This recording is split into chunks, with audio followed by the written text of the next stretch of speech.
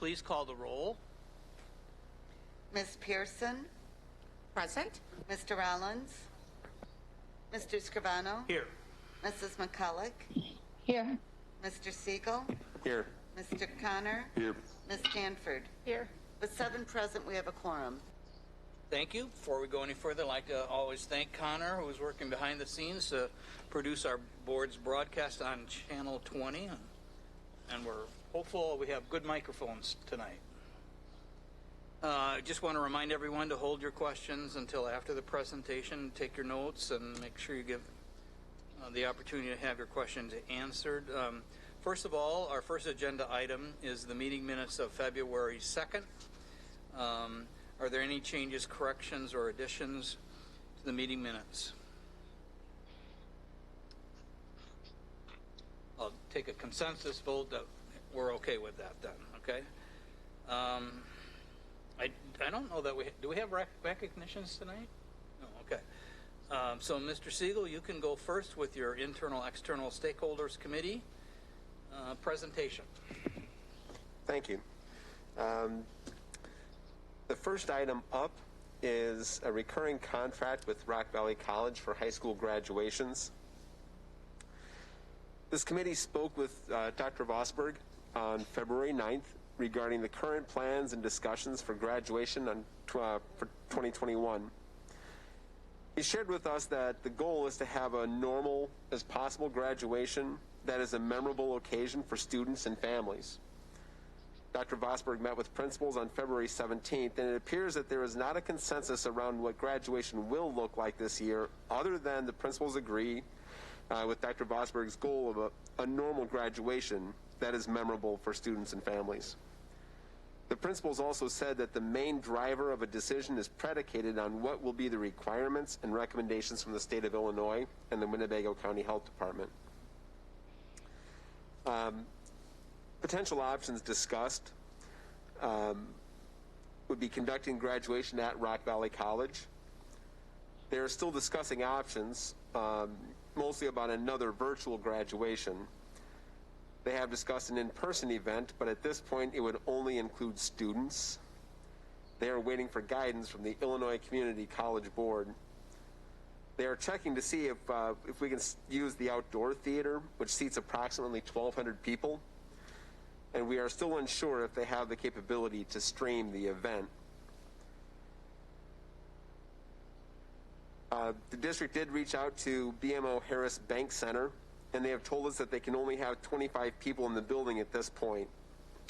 While they are having hockey at this time, they're doing so without spectators.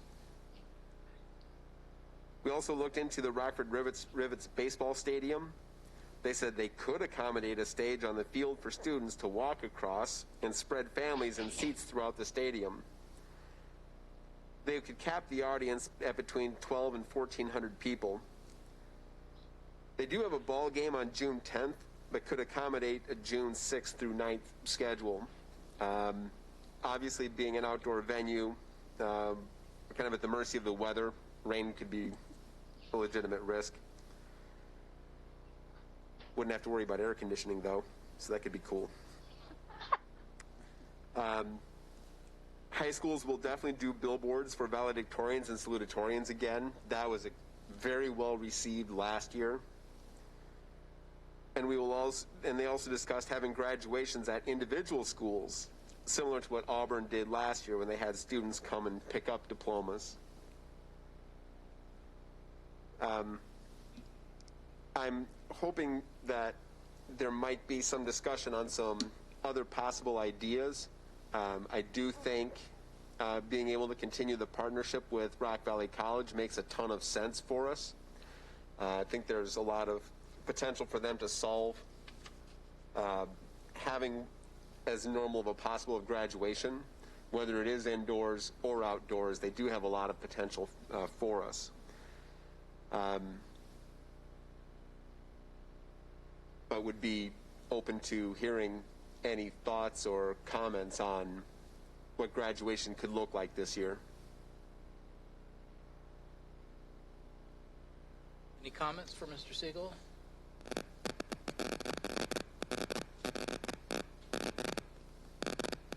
Ms. Stanford. I have a question, I guess. Did Rock Valley tell you how many they would seat?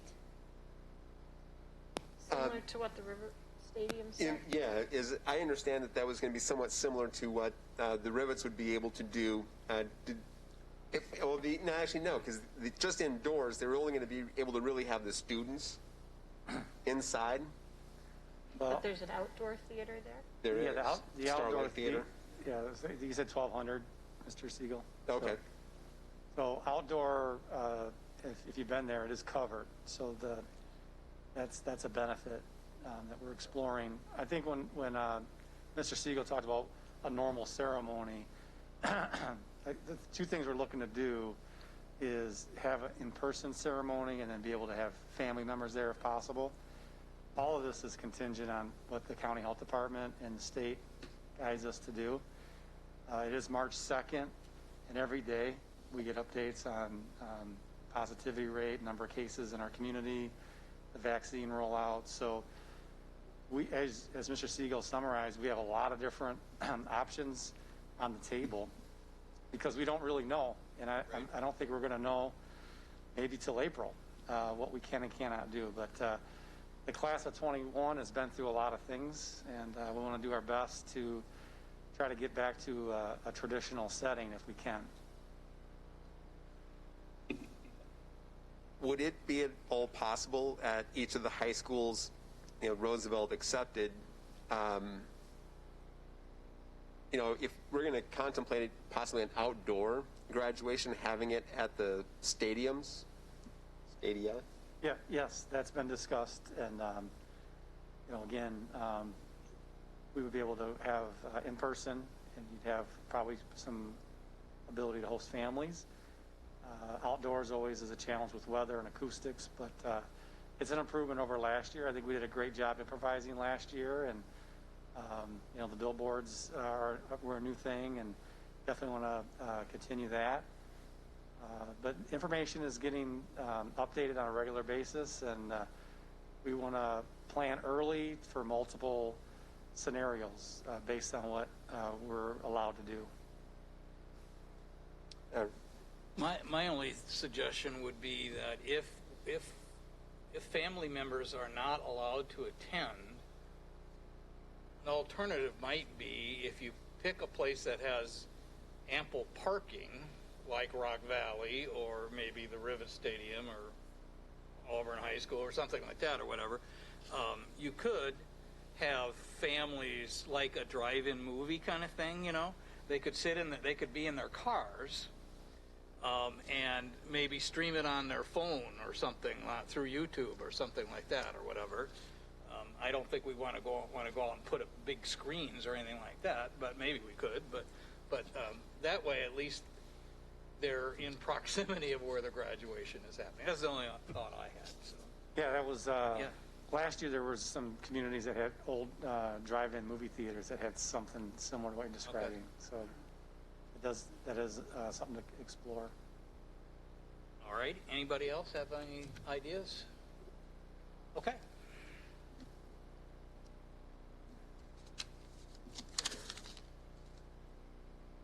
Ms. Dedman and Mr. Dotson Jr. are here to share some considerable work they and community partners have put into facilitate, fund, and execute summer learning in a rich, fun, and fulfilling ways. And here comes Ms. Detman. I'm right on cue.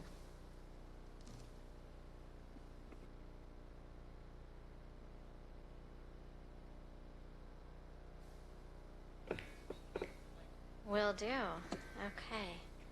There we go. Connor's going to get us set up to share the screen. Oh, that's terrible. I'm going to turn it off and try again.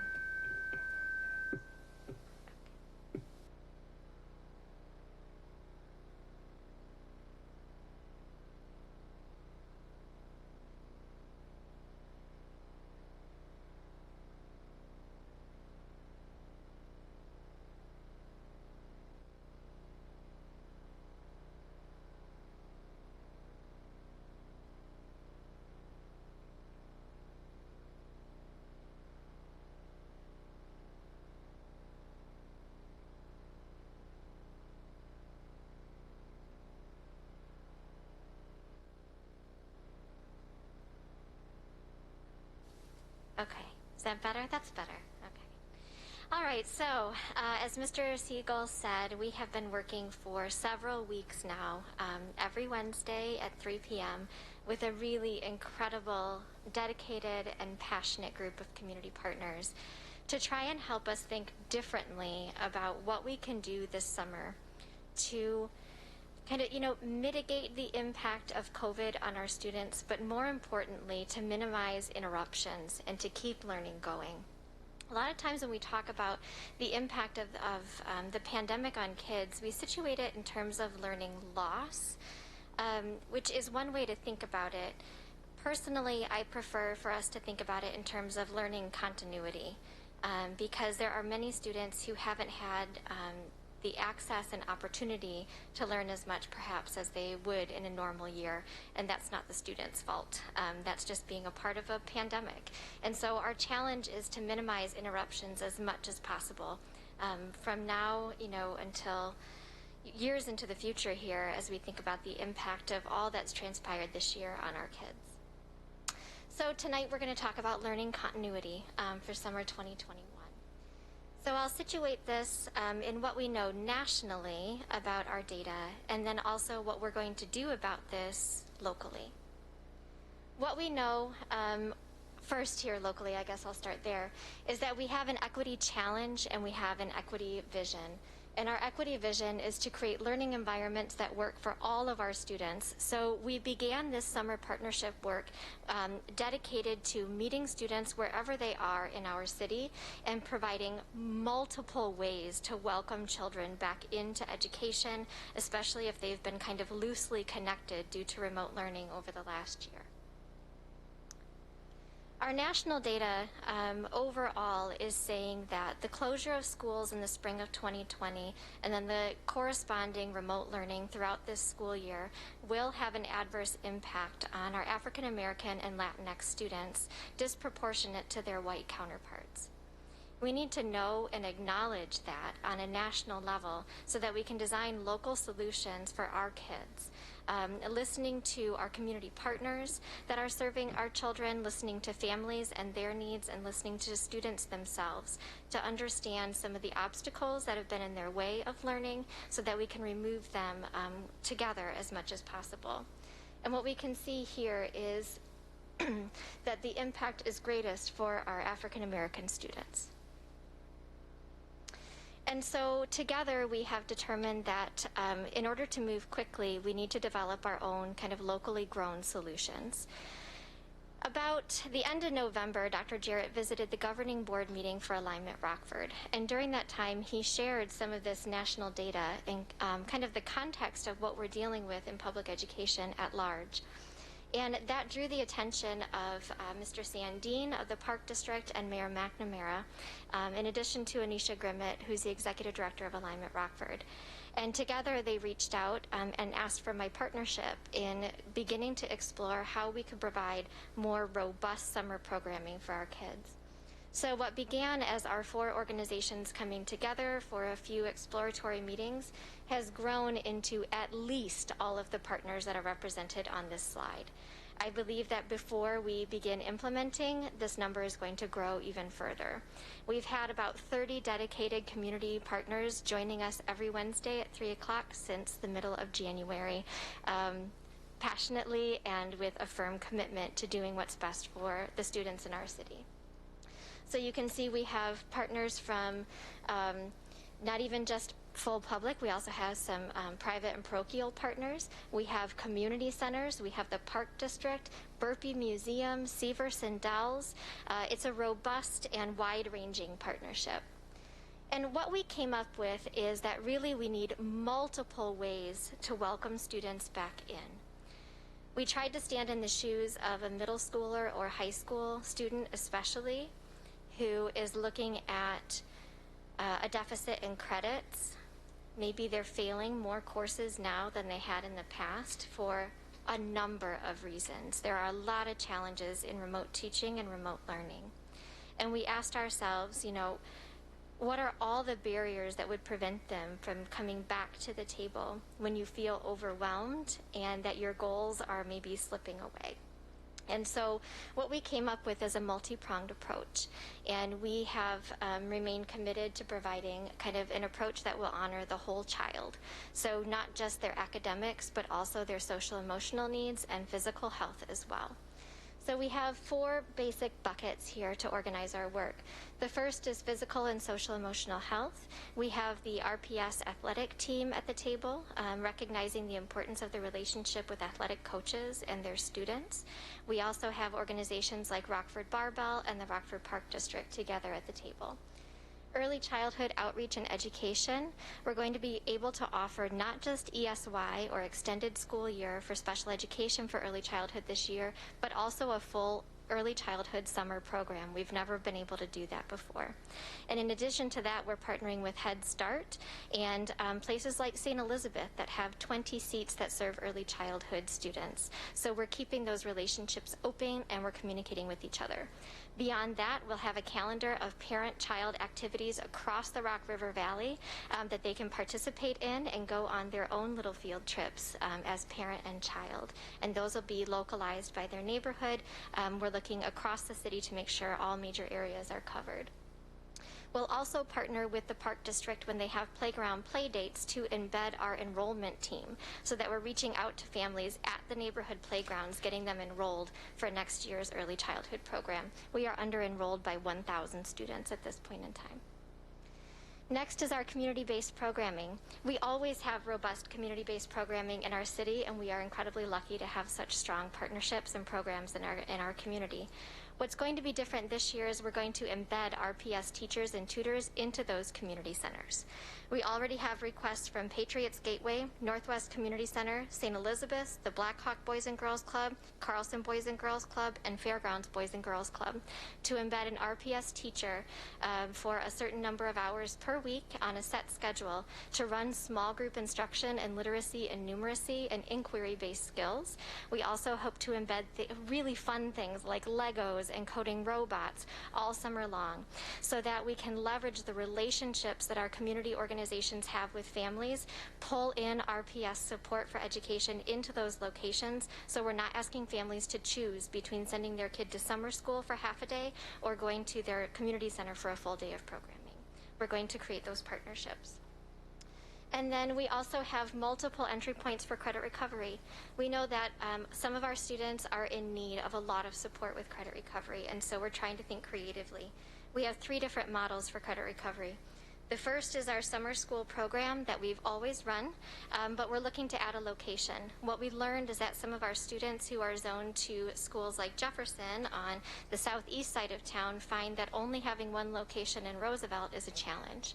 So we're seeking to add a corresponding PM session at Jefferson High School to offer more times a day, additional location to serve different students. That will require robust staffing. We also have a new idea for employer-embedded credit recovery, and this is fascinating. The Rockford Park District is taking the lead. They hire 500 teenagers throughout the summer, and if any of their employees are deficient in credits and need some support, they are going to partner with RPS, and we're going to create itinerant tutor teaching positions. They're going to meet students on the job site.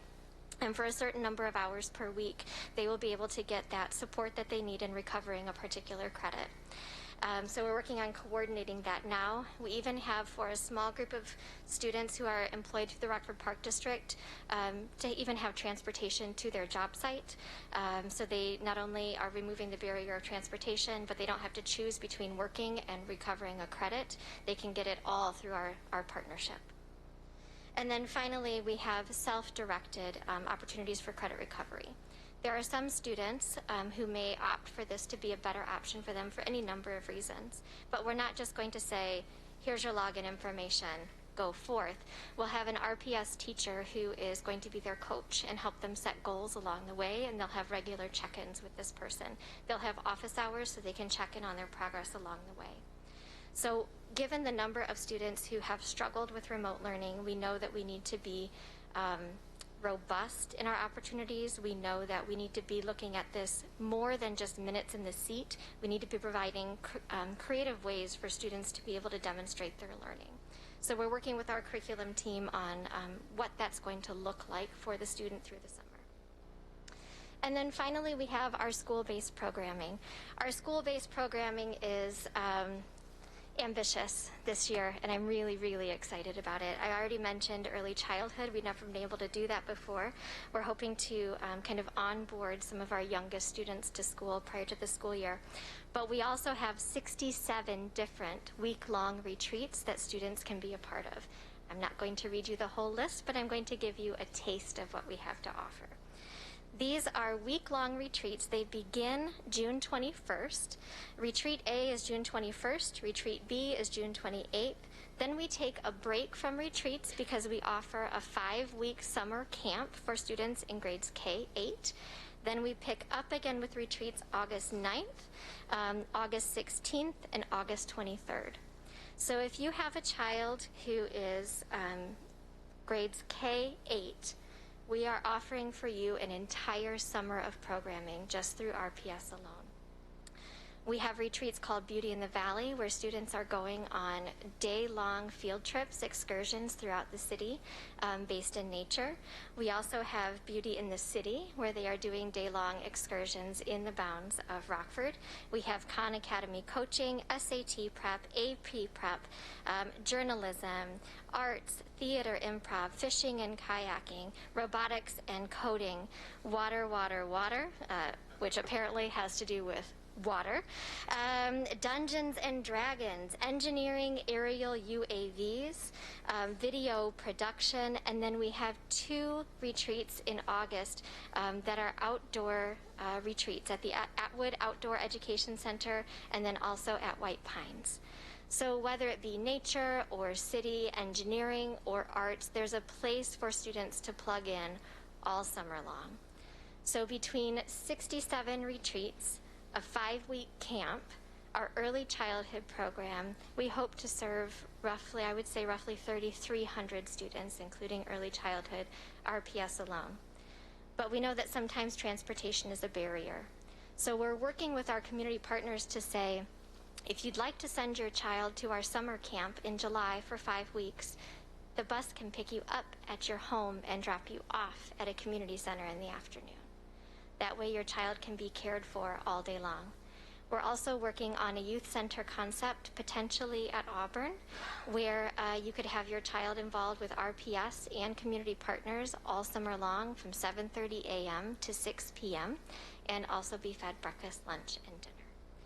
So we are trying to be as comprehensive as possible, considering social, emotional, physical, and academic needs, recognizing that for some families and for some students, they may have been gone a really long time. And we want to kind of recognize that those relationships at the community center level are a great place for us to come together and help children understand there's always a place to start earning those credits again and working toward those goals. We're also going to rely on our community center partners for recruitment at the household level. We want to fill every single one of the seats that we have available this year.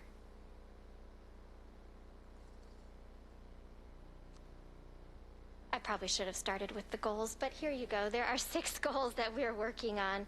Number 1, commit to reaching students where they are. We want to blend meaningful, fun, and engaging academic support. We do not want kids sitting in community centers doing worksheets for an hour. That is not robust and fun and engaging.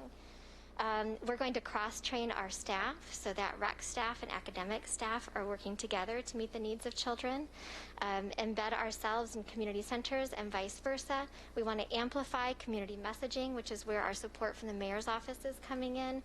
And then we don't want this to be a one-shot post-COVID deal. We want this to be the way that we work together every summer, and then beyond summer into extended school day and whenever children are not in school.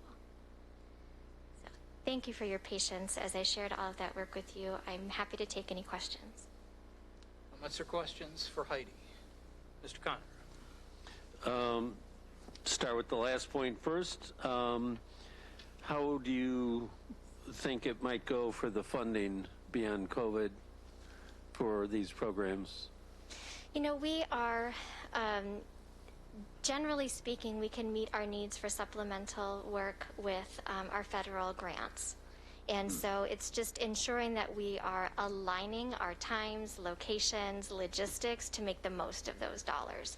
I feel pretty confident that our supplemental money will be sufficient.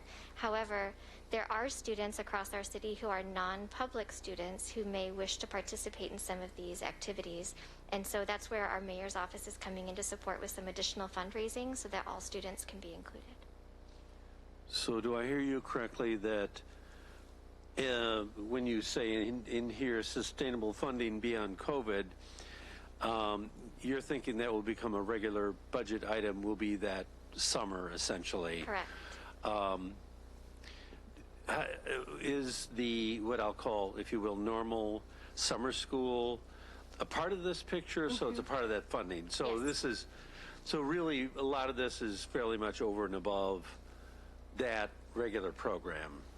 It's inclusive of that, but this year a major change has been that we are able to use Title I dollars to provide credit recovery for summer families at no cost. Oh. Previously, they've had to pay $180 per credit. So that's a major barrier that we can remove this year. That's only as a result of COVID. I would not anticipate that carries over in the years moving forward. So that will be one hurdle that we'll need to consider. Okay. So would this then become part of the regular budget preparation, would be to articulate how we would support this as an ongoing effort over the summer? Yes, and we generally plan a year in advance in terms of our budget for a robust summer program. Ms. Pearson. Thank you for the presentation. It's good information. Just a couple of questions regarding the credit recovery. Sure. Is there a limit on the number of credits they're able to, so if they're behind 5 credits, they can get all of them over this, participating in this program? They can participate. I think that it would be a real challenge to recover 5 credits in a short 6 to 8 weeks. That's a real challenge for students. But in terms of, is there a limit? There's not a limit. Okay, so there's not a limit in the number of credits they can recover? I don't believe so, no. If I'm behind 5 credits and I'd like to really try to set ambitious goals and work hard over the summer to recover them, I can do that. It's just it's a tall order for students to recover that many credits at once. Okay, and the next question, if I understood you correctly, there's 500 available, or 500 selections that would be made in the Park District program? Did you mention a number of 500 availability, or no? I don't think so. So, do you by any chance know? Oh, they said that they employ, generally speaking, 500 teenagers during the summer as seasonal employees. Okay, and this is first come, first served basis that you know of, or is that just something that they can seek out? I believe that's their just general average of teenage employees over the summer through their regular interview and hiring process. Okay, so back to the credit recovery. How soon can they apply, or this is available for every student and for public It's schools? available for all students in Rockford Public Schools to recover their credits. We don't yet have our enrollment and registration process complete. Okay. We've pulled some counselors into our working team and assistant principals, and so right now they're moving from concept and logistics into process. So that's coming up next in our planning. You're welcome. Thank you. My question really is maybe a comment too about, if you build it, will they come? Okay. That's always our biggest challenge. So that to me is going to be the challenge. And I think that it can't just be us. Correct. That's promoting it or whatever. It's got to be the Park District and the city. And Correct. so I'm hoping those conversations are happening. We have a communications team, one representative each from the Park District, the city, and the district. And they are working together to name the effort, to brand the effort, and come up with a communications plan. Anybody else? Okay, go ahead, Ms. And I have a question. Okay, go ahead, Ms. McCulloch. Okay. I'm sorry. I pushed the little chat room, raise my hand here, but I don't think that it shows up, so I tried. Yeah, okay. Spoiler alert, part of our consent agenda that we're going to talk about under performance is the regular summer school contract. And that one has a contract with it for almost $600,000 with the Park District. I see no money attached to this presentation. So, and that particular contract, when we go through that, we're supposed to reach, 3,000 students, and that's all federal grant money. So my question for Ms. Detman is, it was presented to me that was separate than this. So how do the two dovetail in programming and funding and students? Because if we're having 3,300 with what you're presenting with the community, and we are projecting 3,000 with Dr. Wolf's presentation, is it the same group of students? Is the money that we're approving for that contract going toward this community one? So if you could speak to Sure. how the interplay between the two. Thank you. Sure. I'm sorry I wasn't clear. The 3,300 students-ish is just RPS programming. That's the total sum of the seats for the 67 retreats and then the 5 weeks in July. So that's the total number of seats that we have available. I don't yet have a full student count on just the community-based programming side of things. And then in terms of funding, the contracts that you're looking at tonight, or not tonight, for March 9th, is with the Park District for each of these retreats and our partnership there. The other part that we're working on with community centers, I don't have a dollar amount attached to that. A lot of that is more about aligning and logistics than it is about generating new contracts. So what we're talking about then with those contracts is supporting this community Yes. program. That wasn't clear to me ever. So that's good to know. I do not understand what you were saying about the Y program with the students that they hire and what they're going to do with them. Can you please re-explain that? Sure, I can. So if I am Heidi, I have an English credit and a math credit that I need to make up, but I also work for the Park District. I'll have time every week on my work schedule set aside for me to work with an RPS teacher on recovering my credits. So I don't have to choose between credit recovery and employment. Okay. Thank you for sharing that. Yes, you're welcome. Thank you. Okay. Could you also, slide number 4, the one with the calendars on it?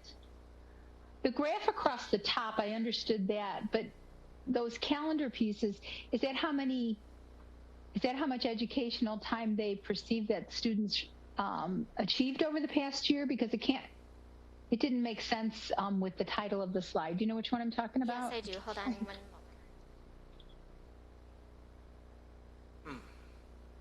I thought those were keyboards. Oh, I figured they were months, and that was the number of months students were behind. Okay. But that would put the white students behind the black students. So then I started trying to read the small I think I can print. answer that as Mrs. Detman is pulling it up. The way you read the chart is each month is that has a calendar on it is a positive month of student learning.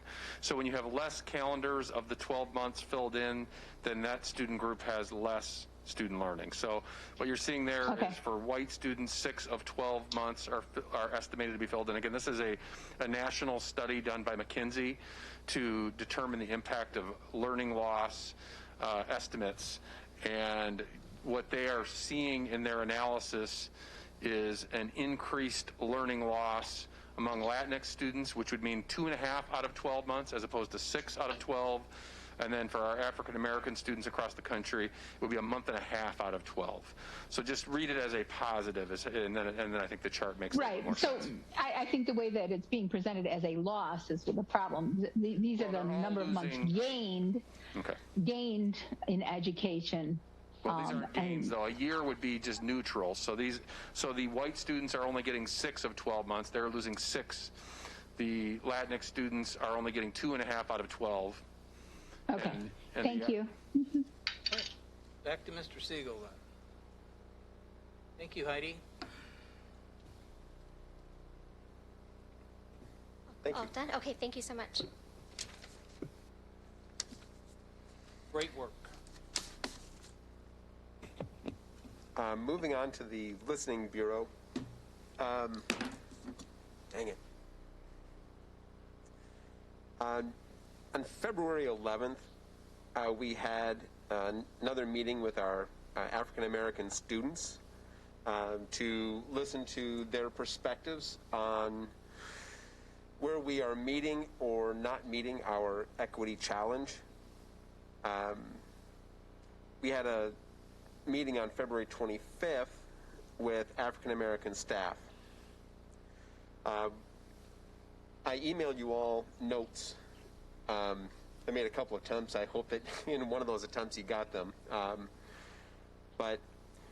So I'm not going to go through all of those again, but it's enough to say that the staff was able to very well substantiate the comments that have been coming from the students. And that's further cementing my belief that we need to keep listening to the students. Let them continue to lead and direct the work that we are going to do, ultimately coming from the bottom up to the top to the board, where we are going to make decisions about policy that is going to help in closing this equity gap.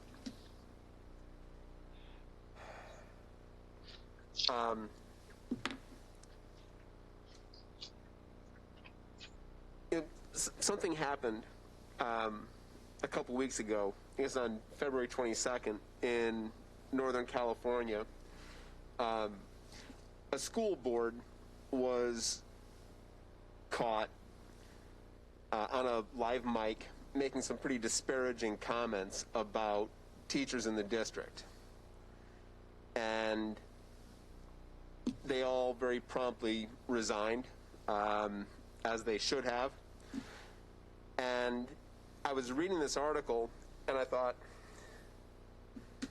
this is one of the reasons that we make an investment in a bottom-up sort of leadership, and we actually really listen. There's an artist that I follow named Zen Kingsley who's got a quote that I emailed all to you when we set up these committees, and I was chosen for this one.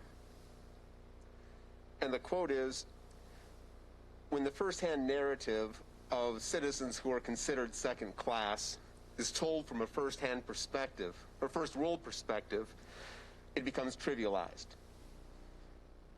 And it not only perpetuates the conditions from whence they came, but also the conditions that keep the former in place.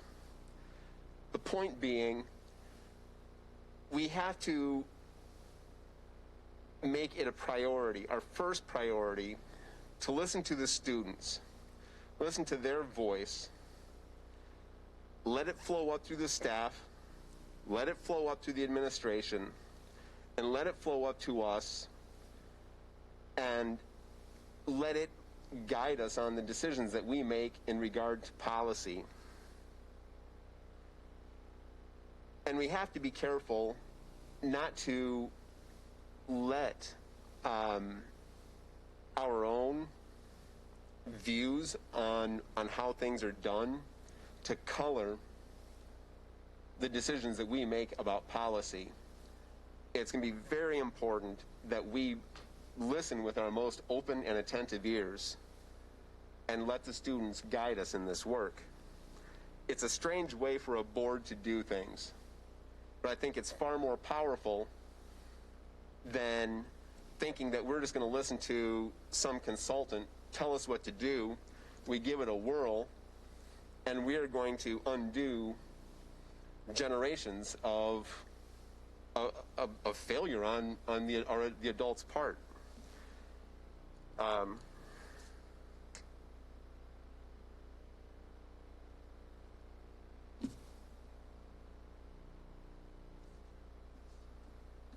I think a lot of this is going to happen fairly naturally. I wanted to bring up something that has been kind of a hot button issue lately, and that is on cultural relevance.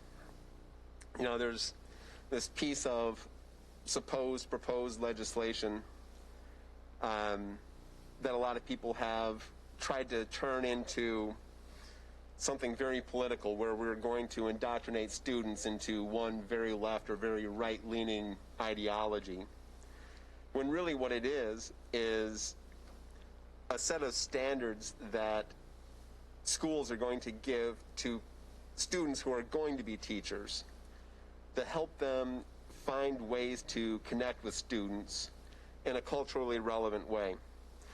I had one community member express a great deal of concern about the fact that he has kids who are very much steeped in STEM programming, and was very concerned that all their math and science classes were going to be turned into, you know, join a Black Lives Matter protest, go down and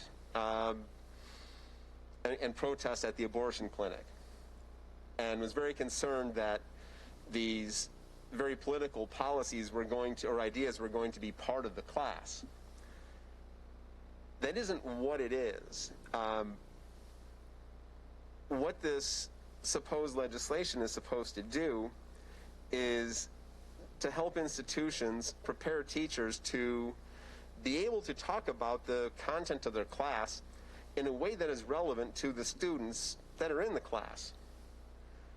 I was just had my one-on-one meeting with Dr. Jarrett this afternoon, and I gave the example of, you know, in a science class, talking about the fact that Thomas Edison wouldn't have brought us a light bulb that worked if Lewis Howard Latimer hadn't created a filament that would function. We also wouldn't probably have air conditioning or, you know, lavatories on public transportation. You know, being able to talk about those sort of things is what being culturally relevant looks like. And it isn't about indoctrination. I realize I kind of went afield of the listening bureau, and this got more into the conversation from the lobbyists, but I think it is important for us to kind of have that context in our heads when we are listening to our students and our staff. That is the end of that one. And are there any questions on what has been happening with our National Equity Project work? Ms. Stanford. Do you have a date set for the next listening session with the students? We do not. Okay, Yeah. thank you. Yeah, my only takeaway at this early stage of the listening sessions is that, you know, to interpret the feedback, and I'll just give the example to me, that just reinforces the importance of the relationship and connections that teachers make with students. I go back to my own K through 12 experience in RPS 205, and that's a long time ago, but I can still remember the teachers that I made a connection with, who made a difference in my life today. And I think that's really kind of what, when I read the comments from the students, it's about the connections and the relationship. So to me, that's, I don't have the answers to that, but to me, that's what the part of the issue is. Anybody else have it? Ms. Pearson.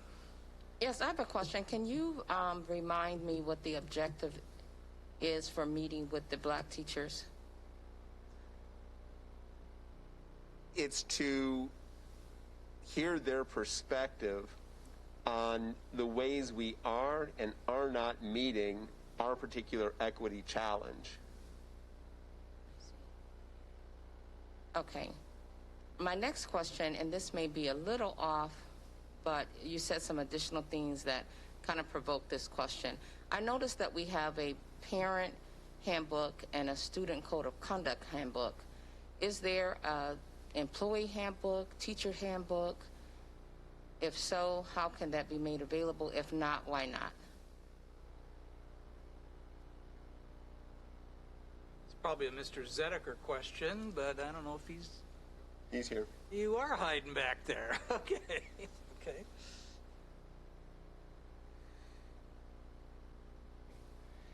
Each building has a staff handbook that has different information in it. We do not have an employee handbook that we hand out. We reference board policy, any other state statutes that our employees need to know in terms of anti-harassment, bullying, discrimination, other things along that nature that we refer to, where to find them for board policy and our admin regulations. But there is no employee handbook that we hand out. Is there a, so if there's no handbook, and I understand that there's policies in place, what information proactively is given to employees where performance is related in the area of teaching? Yeah, so that falls in our evaluation plan. And so when we onboard our REA members or our teachers, we go through our evaluation plan. So all of that is very formalized in a document with forms, with timelines, processes, procedures. So that gets introduced in the 3-day orientation for new teachers. And it's always something that they can access throughout the process when being evaluated. Okay, thank you. My last item was meeting with our lobbyist, McGuire Woods. This was very short. They did a recap on evidence-based funding, and they said this is a little bit of an update, although it looks a lot like what they told me last month, that while the budget shows flat evidence-based funding, there is likely an influx in federal dollars, as well as there continues to be discussion on evidence-based funding that may well result in more money coming to us. And this may connect to the summer programming. They said there will be what's called ESSR2 funds. This is essentially the name of the latest round of federal stimulus. And the district has already received and is working on the process to apply for the funds. The P20 Council is issuing a guidance document on how to spend federal money, but compliance will be voluntary. But examples include trauma training and mentoring for teachers. It also would include matching funds for summer programming, and the target for the match is about 30 to 40%. And this is a question or a statement that I meant to ask more about to get some clarity on it, but I didn't, and said there would be no mandate on how to spend that money. And I didn't ask to see if that was going to be just for that summer programming or if that was going to be for all of the ESSR dollars. Maybe Ms. Yar would know. We haven't received the actual details of the grant. They have issued some very vague guidance right now, but it's not available yet, all of the details. So Dr. Wolf is providing that. He went to a webinar on that, so we've gotten some information, but we don't have the exact details right now. But we have Mr. Phillips bringing forward his list of items that we are planning to apply for that, more capital involvement, because it's a lot of money. So, you know, when we're talking about getting additional funds, a lot of those funds are not, evidence-based funding has no, you know, you can use it for anything, right? So it helps us with our operating needs. These other types of funds that come through, it's for a specific purpose. Like HVAC is one thing that we can probably, we really feel confident that we can use that money for. So there, you know, we'll know more later, but we hate to speculate any more than that. Thank you. In the process of having to put my glasses on and off, I missed a couple of things. I'm sorry. So if I'm going to back up for just a second on the Listening Bureau. there was a meeting with the Rockford Ministers Fellowship on February 20th, and I'm hoping that Dr. Jarrett or Mr. Earl Dotson Jr. would have some input to share there. I'd be happy to. Earl Dotson Jr. and I did attend the meeting along with about 20 different community leaders, most of whom are in the faith-based community. Had an opportunity to present alongside the Harlem Superintendent, Dr. Julie Morris, and Dr. Howard Spearman from Rock Valley College. I was sandwiched right in the middle. And what we chose to spend some time talking to the group about is our district's equity challenge to make sure that we have high performance across the board, regardless of zip code, and that specifically we are focused on the performance of our African American students who are the furthest away from that target. And we talked about 4 really high-level areas of work that we've been doing. We reinforced our work regarding teacher recruitment with our Rockford University Pathway, with our incentive program, with our residential incentive program and housing program for aspiring teachers, and some of our recruitment efforts there. We also dove in and spent some time talking about our strategic budgeting process. I think that was probably the best received portion of the presentation, because we were able to demonstrate the significant progress we have made in really, frankly, investing more dollars in our schools that have the greatest need in a manner that we just weren't doing even 4 or 5 years ago, because we've been able to reinvest evidence-based funds to disproportionately go to our schools that serve the highest concentration of low-income students. It's very prominent with our middle school and elementary school. If you put them out on a scatter plot, I've shared this with the board. So that was a big portion of the conversation as well. We also talked about these listening sessions that you've also been keeping the board updated. And what we really talked about is the importance of making sure we're getting first-person accounts from staff, students, and our leadership team at the building level that all represent African American groups, but also all people of color, whenever possible, to get deep perspectives. And what we were able to explain a little bit, and I think we want to make sure we continue to reinforce this, is that we're listening to all 3 of those groups within a 1 to 2 week period, so that we can really see that we're hearing common themes that eventually can, as you so eloquently pointed out tonight, can hopefully drive policy and administrative improvements in our system. So those were some of the major highlights that we were able to hit, and was not a lot of time for dialogue and conversation because of 3 speakers being stacked up. But I really did enjoy and appreciate having the opportunity on a Saturday morning to spend some time listening to what other districts have done on their journey, but also having a chance to tell our story and where we are in our journey. And certainly things that we have a great deal of work to do, but a lot of things we could be really proud of that we've shared that I think are things that the community was happy that was represented in that meeting. We're happy to hear that we were working on. Can I ask a question on? Okay, thanks. First, I'm going to make a comment. I don't know, it seems like you gave a natural segue to the whole pathways piece, and I'm sure you guys saw the paper with Chris Hodge. Yep. The pathway was working, and such an exemplary student from East. Such a loss. I just, my heart goes out to the family. But my question is this: Miss Pearson asked, do we have a handbook? And if not, why not, for the staff?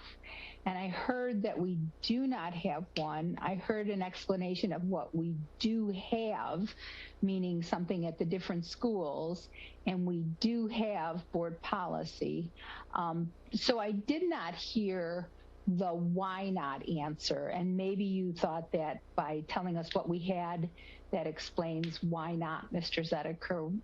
But I just wanted to give you an opportunity again to answer her question, why not? Because I was waiting for the answer.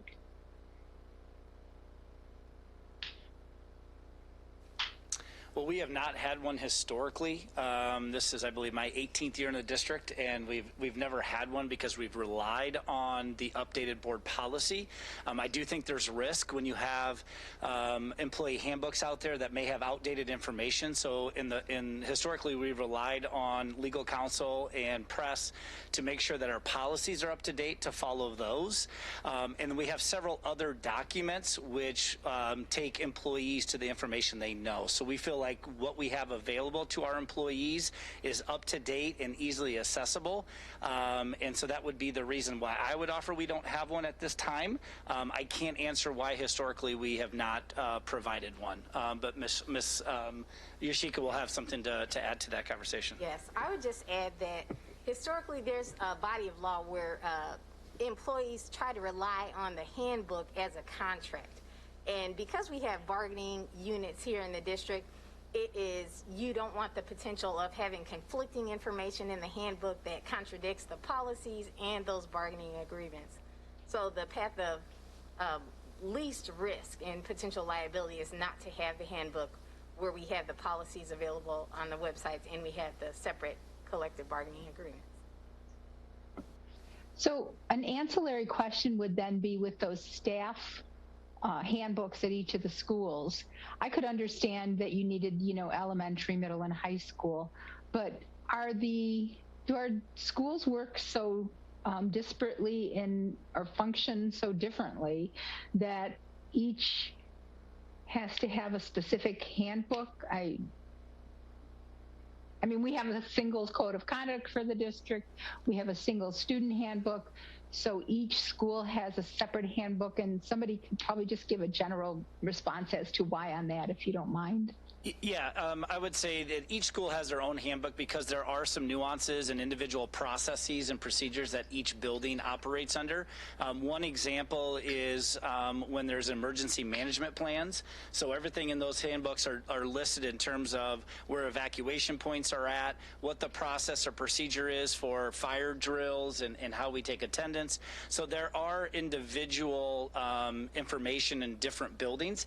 There are general things that refer again back to board policy and things like that in each staff handbook, but they do like to kind of incorporate their own processes as they work with their teachers for each building. Thank you so much. Okay. David, anything else? I have one quick question. Okay, go ahead, Ms. Pearson. And Dr. Jarrett mentioned something about recruiting. And because I'm a new board member, if someone could just spend a minute and tell me a little bit about the recruitment process and what are the determining factors to select that individual that you recruit? Well, there's a wide variance in terms of probably I would estimate 35 to 40 different classifications of employees. So it would depend. Do you want to focus in on teachers specifically? Yes.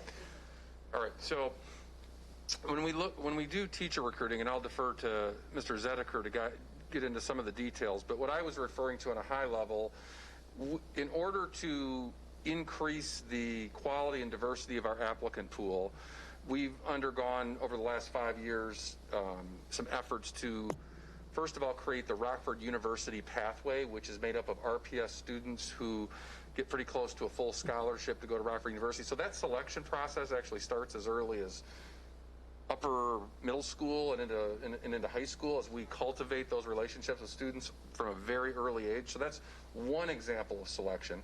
Another example of selection we do is we have very detailed partnerships with a number of universities to do year-long student teaching experiences we call aspiring teachers. They get paid to student teach because they go for the whole year rather than just a limited period of time.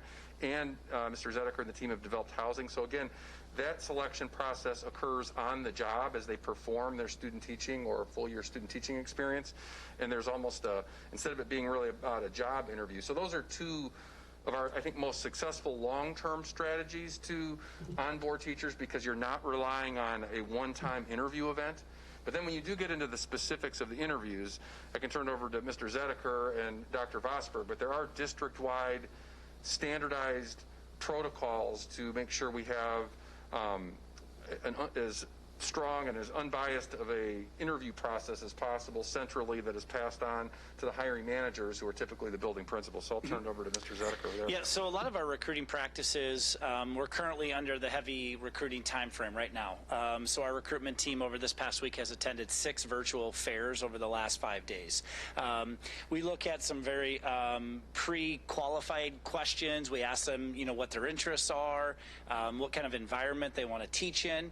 We have tracking mechanisms so that we know how many students we've talked to. We try to break it down by both gender and race so that we can start to collect what our applicant pool looks like. Once they fill out a single form, then what we can do is connect with them so that we directly give them the AppleTrack application link to apply for open teaching positions. Many times on these recruiting fairs, we have building level administrators with us so that they can ask more building and content area specific questions, and then they follow up with those applicants once the fair is over.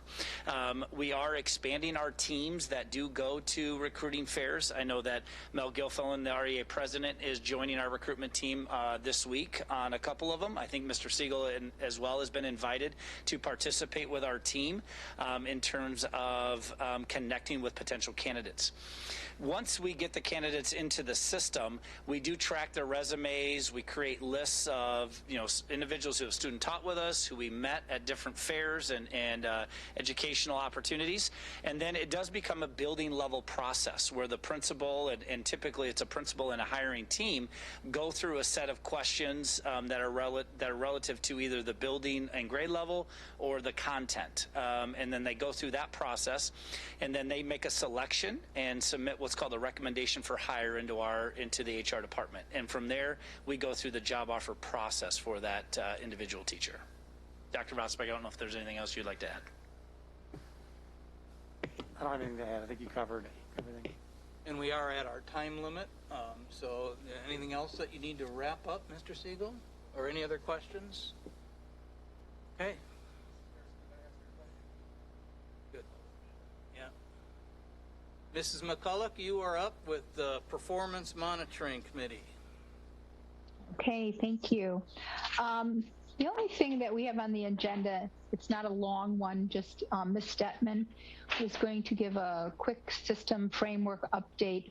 At our next committee of the whole, we'll be doing the deep dive into the tier 3, right, tier 3 level initiatives, and you had in your board report an update on the tier 1 and 2, but she had something she wanted to share before we move on to our consent agendas. Ms. Detman? Yes, thank you so much. So we've committed to doing some kind of verbal updates as we progress on our system-wide framework. And if you recall, our system-wide framework, not a system-fried framework, a system-wide framework includes 4 key components: accountability, standards, quality, and continuous improvement. Continuous improvement is measured by the scorecard. Accountability is your core work as a board in determining actions at the end of a 3, 4, or 5-year track.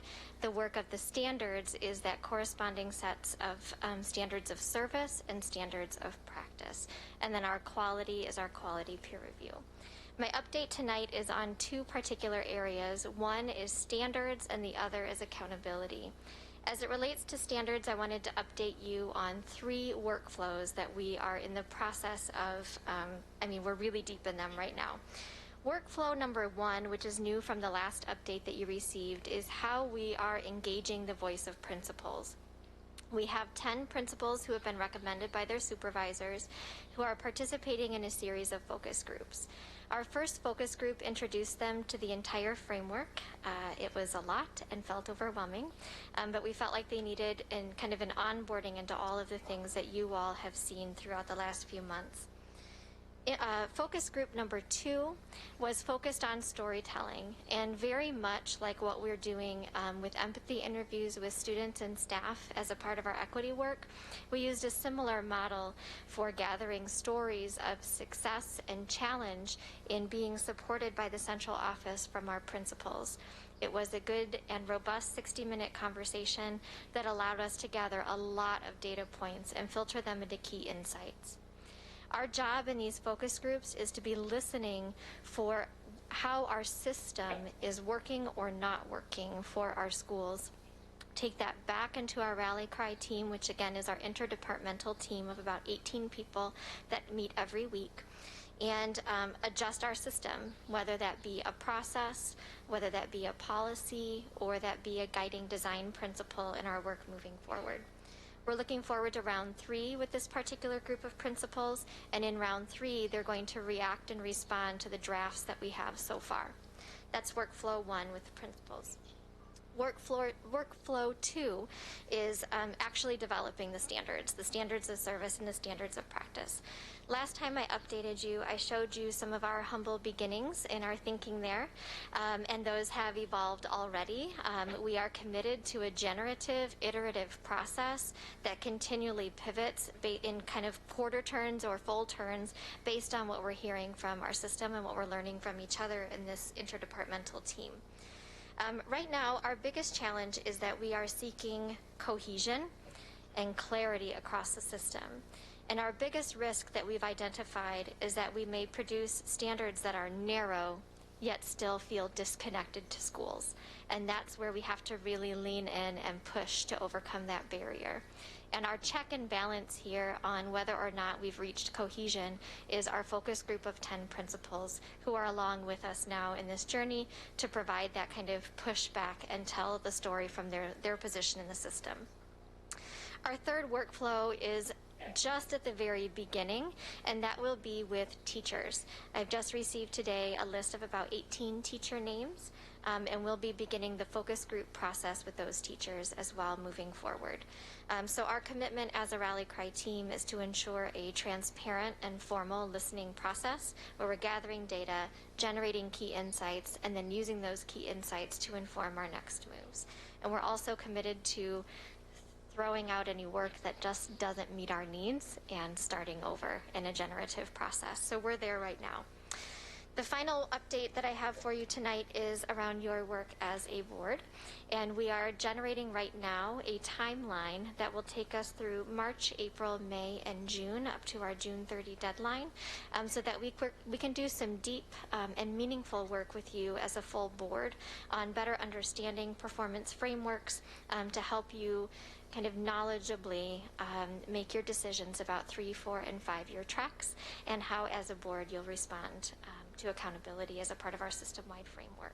So those are the current actions that we're working on right now, and as I mentioned, we're committed to giving you periodic updates either here in verbal format, through the written board update, or through the Superintendents Report. Thank you. Thank you, Mrs. Detman. Does anybody have any questions for Ms. Detman? I have one. Could you, I'm assuming when you say defining in step 2, defining the standards, you're talking about teaching standards. Could you give me an example of that? Sure. When we say standards, we mean a very narrow set of non-negotiables that we expect to see in schools in service to families and students. So it's really identifying our district priorities per level, early childhood, elementary, middle, and high, kind of a one-page non-negotiable, what we expect to see in every school. Okay. All right, Jude?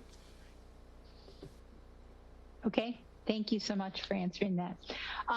We have, Mr. Connor. does somebody else have a question? Yeah, I'm sorry. Yeah. Mr. Connor, I can't, sorry about that. That's all right. Would I assume, Ms. Detman, that the update you get will be in writing at some point on the next iteration of the presentations? Yes, we'll continue to update you. Tonight was just a quick check-in on our work. No problem. Yes. As long as it's written at some point, that's no problem. Sure. Okay. Okay, thank you. The consent agenda items for next week and the 30th are long enough that we're going to divide them up, not to mention the ones for the 30th. Many of the bids and initiatives have not been, are not complete at this point. So I'm going to go through quickly. Our bid situation, 10D, was for West Middle School's Natorium. do you guys remember this? I was told today that it's the Natorium, Natorium. Yeah, that's the swimming pool area. Yeah. Yeah, it's not the pool itself. The pool is nothing's being done there, but the ceiling needs to be replaced, so the lighting has to be replaced on that, and then handrails and other things. Anyways, the bid came in about 30,000 under, which is great. It was awarded at 146,000 to Empire Construction. 10E was HVAC upgrades, also for West Middle School, and earlier someone was talking about Ms. Yar was talking about using some of our CARES Act money for HVAC, and so this is one opportunity that we'll be doing so. The bid by Miller Engineering, which is accepted, was for $1.6 million, and of that, the CARES Act will cover $1.459 million. Rolling Green has asbestos abatement because they're going to be doing, as part of the facilities plan, flooring, painting, and they have to abate the asbestos first. NES Environmental won that bid at $244,000, which was almost $43,000 under what was budgeted. There's also asbestos abatement at Summerdale, also NES Environmental, and they came in on that one at $25,000 under the $245,000 that was budgeted. I just want to highlight when we come in under, I think that is really great for the district. The next one is our diesel fuel. A little bit more conversation on this. I don't know if we've been put up to date. Well, Mansfield Oil won this contract, and this would be for next year for our diesel. And they came in at $1.574 million, which was budgeted at $1.650. So they were under as well. We have had an issue with our current, I don't know if the board members are familiar with this, but we've had an issue with our current allocation of diesel fuel from our current supplier. Would it be better, Ms. Holdley, if you talked about that than if I said it? And explain. Ms. McCulloch, this is Mike Phillips. I can talk a little bit about this. Thank you. Yeah. So our current diesel provider is Petroleum Traders. The last two deliveries they provided us had water in an excess amount of water in the delivery. We accepted the deliveries, but added fuel additive to the diesel to lower the water content. But we were sending this out for further testing to an outside company to see how much actual water content was being delivered. Since that process has been underway, Petroleum Traders alerted us that they would not be providing our weekly diesel delivery because of this. So we have done an emergency purchase order for under $25,000 with Mansfield Oil to provide this week's delivery. The intent would be, upon approval next week, that we would have a contract written up immediately, discontinue our contract with Petroleum Traders, and move forward with Mansfield Oil this month. Okay. So the important part is that the Petroleum Traders aren't even going to supply us anymore. They're just going to leave our kids on the street. So it's perfect. It's all perfectly legal. And in fact, the state statute does not require us to put our our diesel out for a bid. We do so just to get the best pricing. But it's all within line, and this first go around is and it's all budgeted for because we'll start with Mansfield Oil early, but it'll be just like our paying the Petroleum Traders this year. Okay, we have two lights. Ms. McCulloch, we have two lights on, Ms. Goldsmith and Mr. Rollins. So yes. Go ahead, Sheikha. I was just going to piggyback what Ms. McCulloch said, that the bidding statute does not require bidding for fuel. And then just a point of clarification that although these bid items are on the consent agenda, they're not finalized until the board takes final action. So when we use kind of loosely that term that the bid has been awarded, the final action takes place after the board votes. Okay. Mr. Rollins? My question is if it's going to cost us more to get the diesel fuel, is the current contractor the one that said they weren't going to deliver to us? I assume that's a breach of their contract? Correct. Assume we're going to look into that? Yes. Right, thanks. Okay. All right, Ms. McCullough, go ahead. Well, there was something else about those people. I would have thought, Tim, I was all ready for you. I would have thought that somebody'd ask whether or not there was stipulations in the contract as to the quality of the fuel and, the water content and the like. And there is, so indeed gives us grounds for moving forward for that breach. 10.1 is something called project search. First, I'm going to say to you that this is an action item that in the past years we would have seen come through the regular board agenda with 2 readings. It will have 2 readings because we're talking about it tonight and then we will vote on it next week as part of the consent agenda. But we're not seeing it as an action item because it's a Tier 1 initiative. And going forward, Tier 1's initiatives will be under the consent agenda. So I wanted to alert you to that because I had forgotten and I thought maybe somebody else might have as well. But that was covered previously talking about this governance, the process that we're using now. Anyways, this is a partnership with Mercy Health and Embassy Suites and RAMP and the Department of Vocational Rehab Services. And what it is to have opportunities for employment for some of our students, our Voc students at Mercy Health and at Embassy Suites. And we would have room for 19 students. There would be 2 teachers, 1 at each location to oversee the students. If we're unable to fill all 19 slots, we could allow other districts to pay for their students to be in the open slots. The project search charges $2,500 per student. If we were to have, so at 19 students, that's $47,500. There is also a licensing fee, which RAMP has agreed to pay. And if we were to have students from other districts, not only would they have to pay the $2,500 district or fee to project search, in addition, they would have to pay for a percentage of the teacher's time.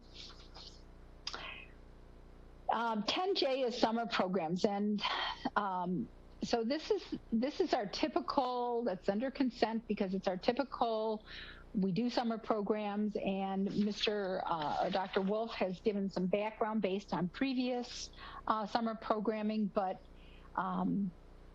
this, as Ms. Detman spoke of earlier, dovetails with what's happening with the community. The cost of this contract is $582,999, and that is for a contract with the Park District. They have estimated ancillary fees, which would cover things like busing and teachers and the administrators and clerical at being $915,000. We will not be voting on those because they'll be captured by the district. And because this is all federal grant funded, those ancillary fees will be covered by that as well. And the contract covers a period from June 10th to August 30th. The next item is the AT&T and IP Flex Phone Circuit. I didn't understand this, but Jason did a great job of explaining. We have a contract currently with AT&T.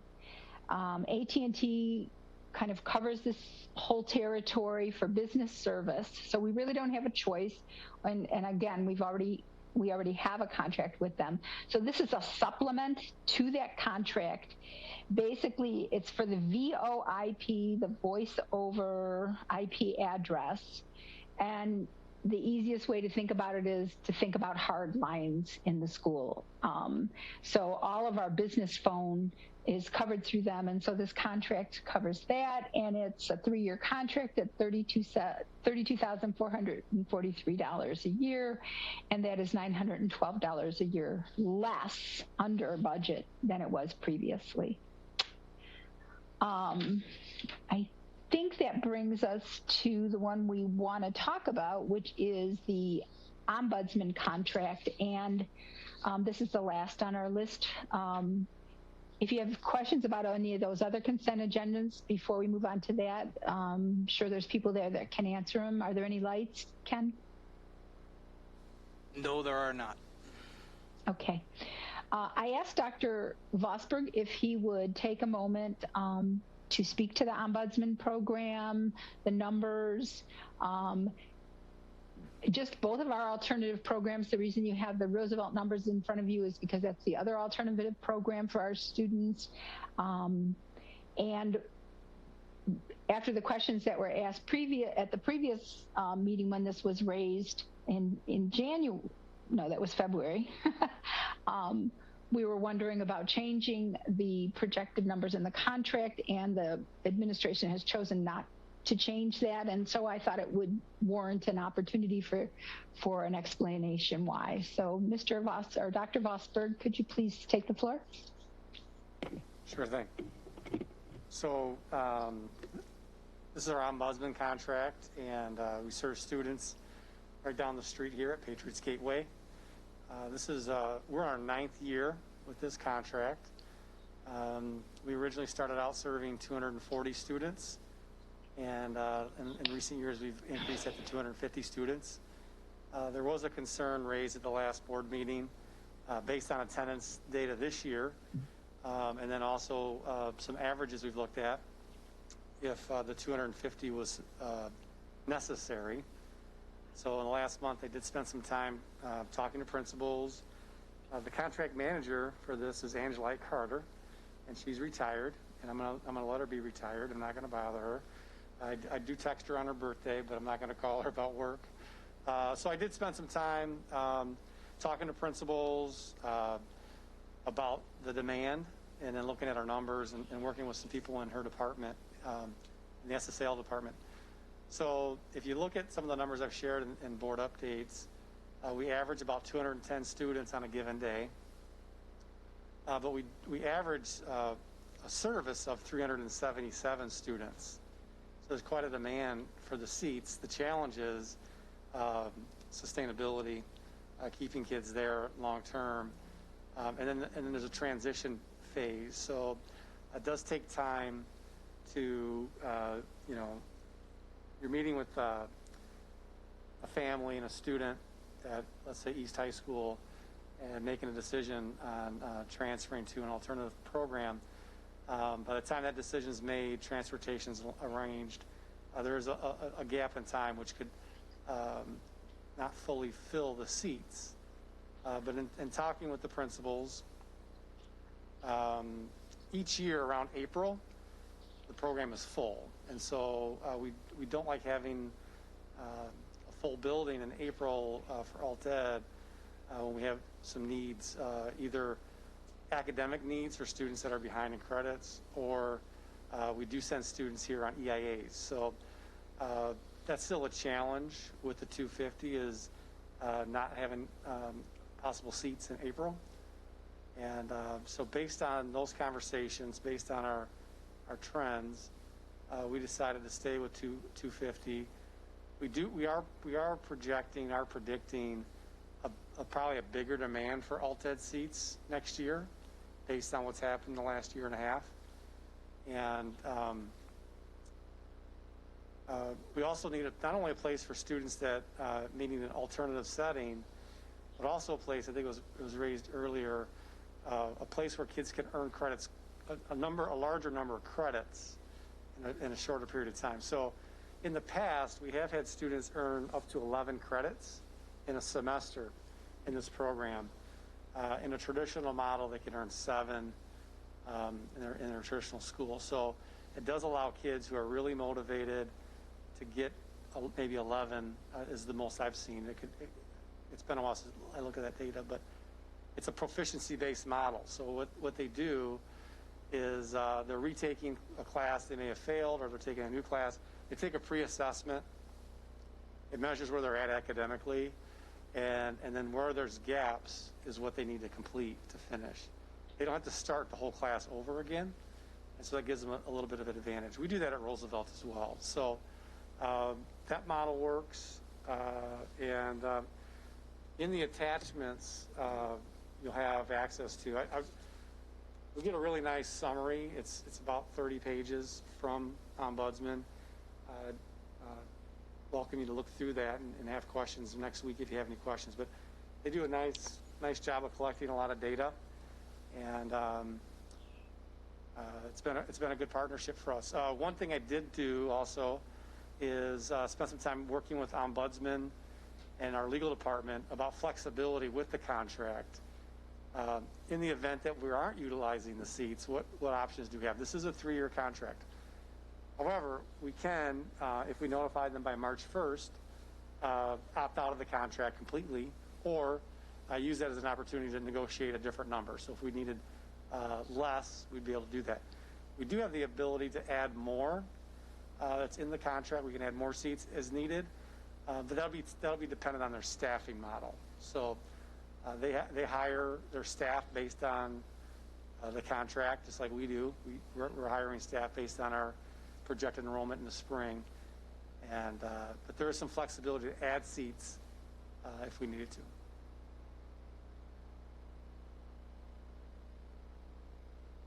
You didn't speak at all to how it interfaces with Roosevelt and what could happen with overflow into Roosevelt and how they're doing. They also can do credit recovery at an increased pace. So could you please?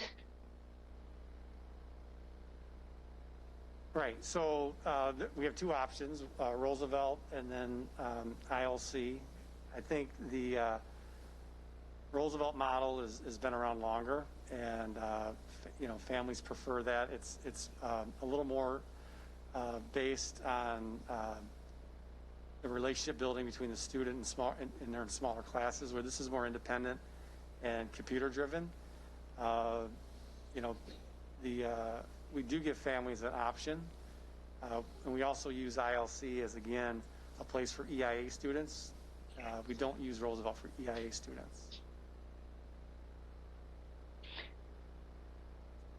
So if we were to reduce the number of seats and we needed an opportunity for students, non-IEA students, could they go to Roosevelt? That's why I asked you to put the numbers in for Roosevelt. I'm sorry, what's the question again?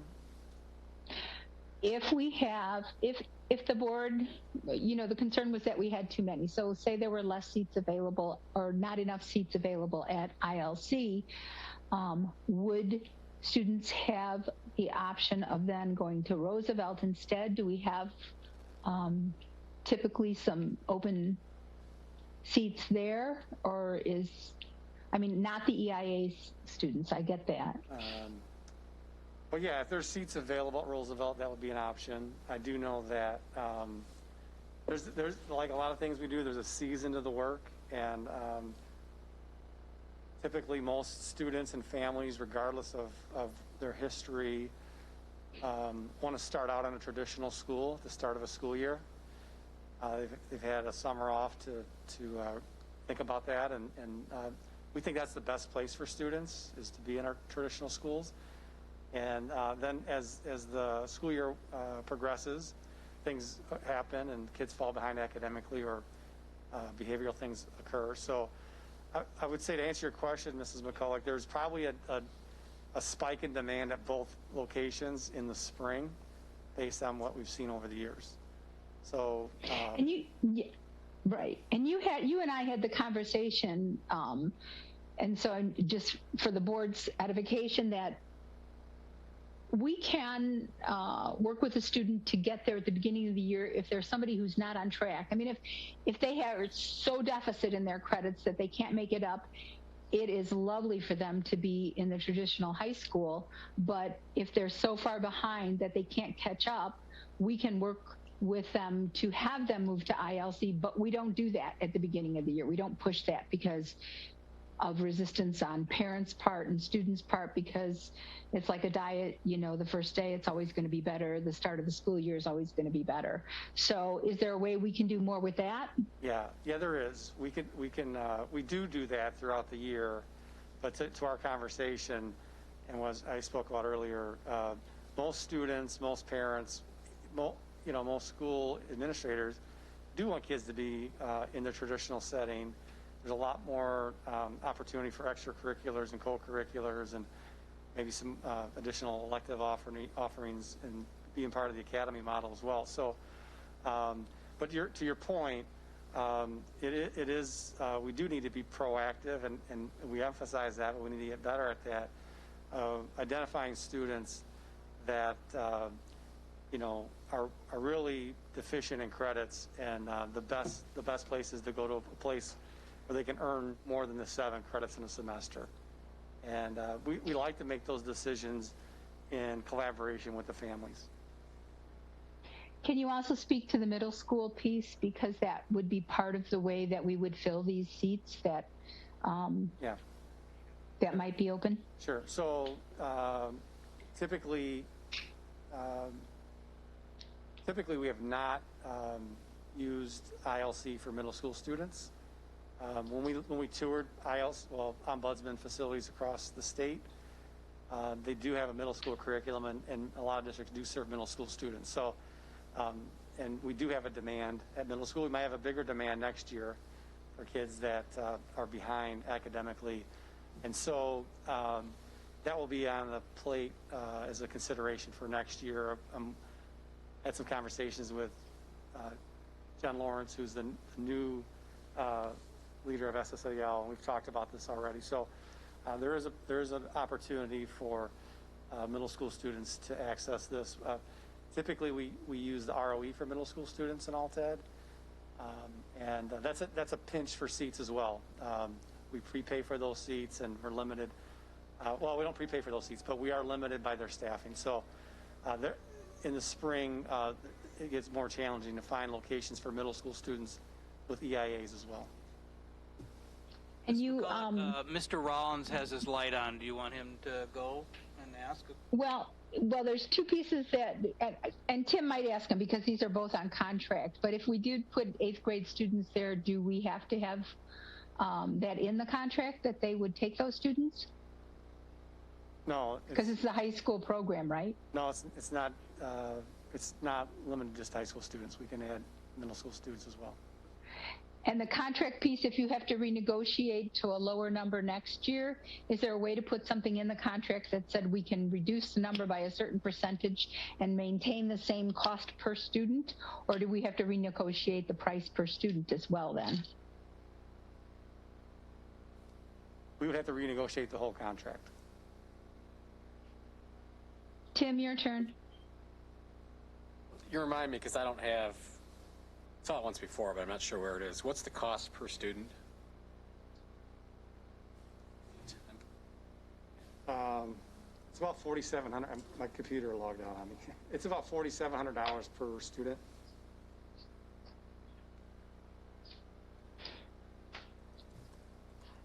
And we had an average of what, 105 this year? Is that what it was?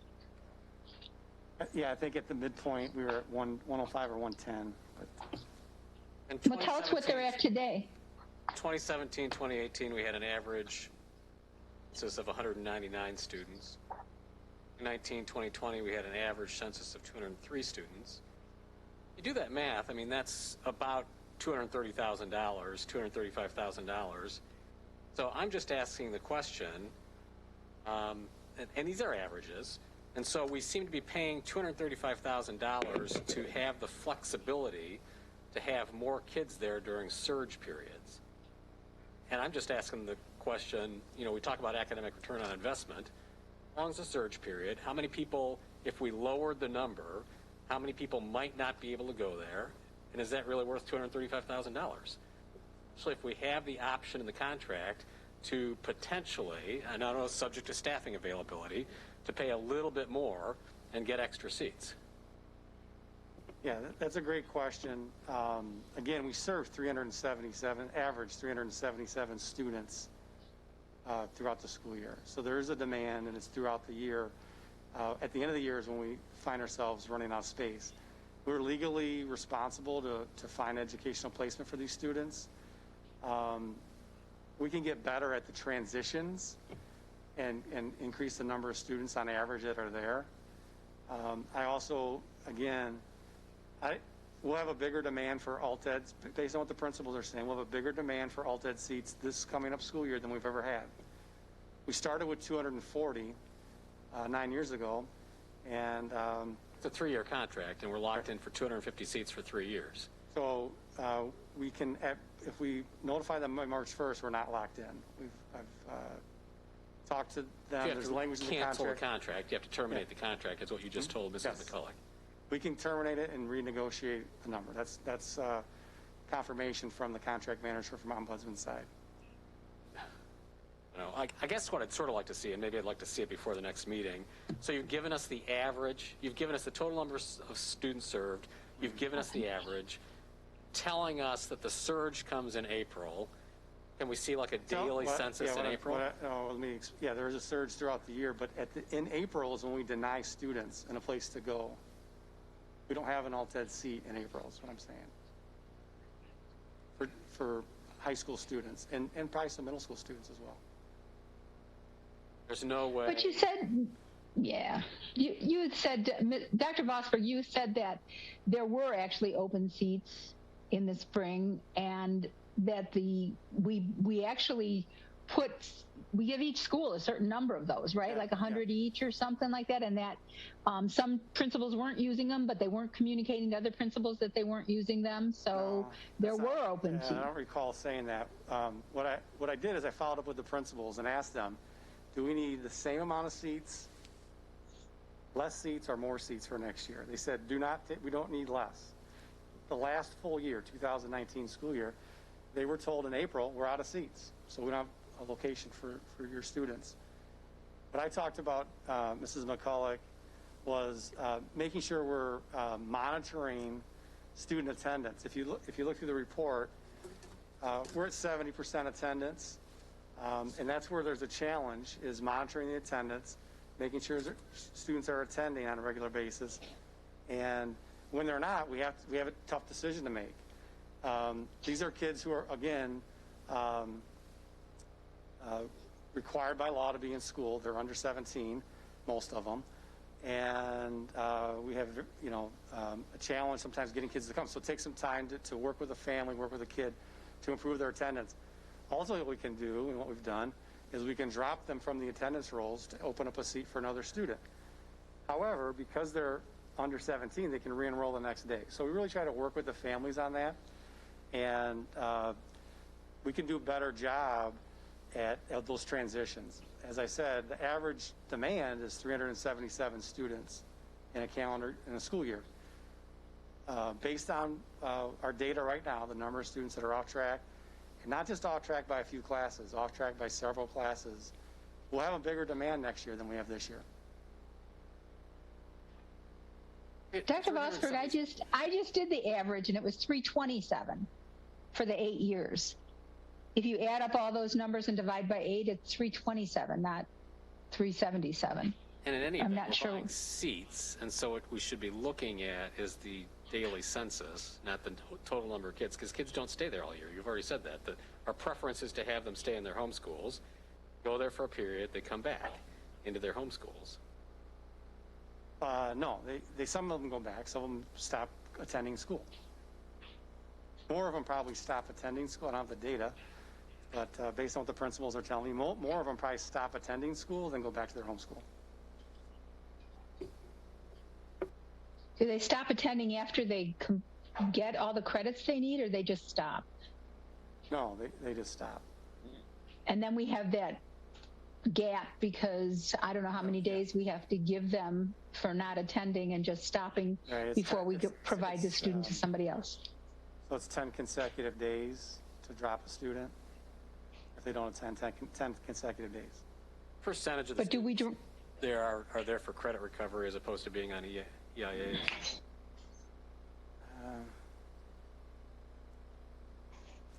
Look that up. I'm really going with that. Is there a way to handle the credit recovery through Roosevelt rather than, especially during the surge periods, put up seats at Ombudsman?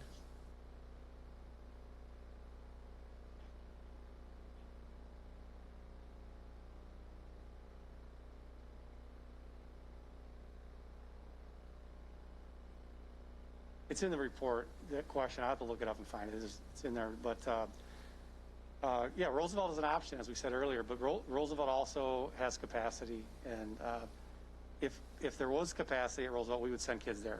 I don't think that that's always the case. I think both programs are full. If you recall, way back to 2011 or 12, we did not have enough seats in Alt-Ed. That was a problem. And because of that problem, we had, I would say, unsafe learning conditions in many of our schools. So we increased the number because we had this process where we created waiting lists for kids to go to Alt-Ed. Kids could be on the waiting list for several months. And they were already behind academically. They've been told you're going to leave, but they don't know for sure when. And they're not typically engaging academically once they've been told they're on a waiting list to an Alt-Ed program. So we've really reduced that issue of a waiting list by having both programs. We had if you recall, we had a different program called Fresh Start, and this replaced the Fresh Start program. So we've always had two Alt-Ed programming centers. Not questioning the value of the program, because I think it's a valuable program. I'm just questioning we've right-sized it for us. The question. So there's a way to do it more efficiently. It does strike me that we're paying $230,000 a year for peak capacity. Observe that peak capacity. I'll look at those numbers. I don't think it's quite that high, but I'll look at those numbers. And again, we do have an issue with capacity at different times of the year, and so the alternative is to go back to waiting lists or not serving students.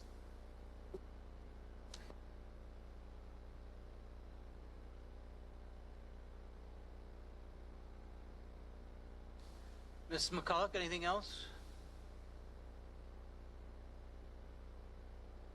Oh, you're on mute. Thank you. No, that ends my report. I just would ask people to submit any other questions or suggestions or whatever to the administration. Not having heard any, whatever other people are thinking about the numbers. So I appreciate the time. Thank you. That ends my report. Okay. Mr. Rollins, you're up next with Planning and Development Committee portion of our meeting. The first item on our agenda has to do with a proposed fleet vehicle lease agreement with Enterprise Fleet Management. We're not talking about school buses here. The school district has identified 75 other vehicles that it owns, and this particular arrangement they can do with Enterprise through, I think, one of those state contracts as opposed to going out for bid. And Enterprise has done this, I think, with the city of Rockford as well. So they've come to us. I think they probably came to us, or maybe we went to them. I think maybe Mrs. Yarrow found out about this through her intergovernmental group, where they talk about ways to save money. And because the city of Rockford has done this, started looking into this. If you pull up that first attachment and ignore the first few slides, which are really just marketing from Enterprise, go to what I think is slide 8. It pops up on the little pop-up as being 8 of 11. It actually gives you our fleet profile that we're talking about. There's 75 vehicles listed there. First column tells you what kind they are. Second column tells you the number of them. Third column tells you the average age. So they would be talking about, if they do this model, they would be talking about eventually, over a period of years, doing this for all 75 vehicles. but they would be starting off with, let's see, what are we talking about starting off with? 14? They're talking about starting off this year with 14 of those vehicles. To refer to this, I mean, they keep using the phrase in here, equity lease. I don't know if that's the same as a capital lease or not, but it appears one of the reasons why this works for us is that there is some equity being built up in the vehicle, so at the end of the lease period, they actually pay us for the vehicle. And the other projected savings is if we can start bringing down the age of the vehicles. They're projecting some savings in maintenance as well, reduced maintenance. In theory, newer vehicles are more fuel efficient, so there may be a savings on fuel. That's the gist of it. And yeah, I'm not a huge proponent of lease arrangements as opposed to owning, but I asked a lot of questions and tried to poke holes in it, and you know their numbers seem to make sense. So I guess if anybody has questions about it, please ask them, but ask Mr. Phillips and Ms. Yar. Don't ask me because I'm not going to be able to answer them. Mr. Rollins, we actually have Gabrielle Harding, the account executive from Enterprise, joining us via Zoom. So if there's any specific questions as it relates to the equity component of the lease program, she's joining us and can provide additional insight if you'd like. Yeah, I'm a little curious because I kept asking Ms. Yar and Mr. Phillips this question and wasn't really sure I was getting an answer. So I kept asking if this is really a capital lease. You call it an equity lease, but somehow at the end of the lease term, you'll actually pay us for the residual value of the vehicles. Is that correct? Yeah, so you're exactly right. It's a flexible finance, a capital lease, or we call it an open-ended equity lease. You might also hear it be called a municipal lease. So if you have the PowerPoint up in front of you, I believe it's slide 6, it just breaks it down for you. So out of our 60 government entities in Illinois that we work with and 1,500 across the country, probably 99% do the open-ended lease. So if, you know, in the first scenario there, if you're paying cash, you're paying for the whole vehicle. If you finance, it's the same thing, right? Just over a specific period of time. So our lease is meant to mimic the ideal holding period of the vehicle. So if you're holding onto a vehicle for 5 years or less, you're not using the entire vehicle. So why should the cash outlay reflect the entire vehicle's life? So with the open-ended lease, the idea is just to pay for the part of the vehicle that you're going to use. So in the example, you'll see that the vehicle's $30,000. After 5 years and 50,000 miles, we expect that the vehicle will conservatively sell for $15,000. So rather than writing it down to zero, we write it down to a book value of $10,000. After the vehicle sells for $15,000 or $16,000, whatever that number is, the difference, in this case is $5,000, is equity that comes back to the district. So most of our partners take that equity and roll them into the new lease. If that answered your question. And if you also want to look at slide 9, shows the actual, I think, schedule of proposed conversions to leases. Yes, and this is just our recommendation that we worked with Michael and his team. This is not something the district is required to stick to every year.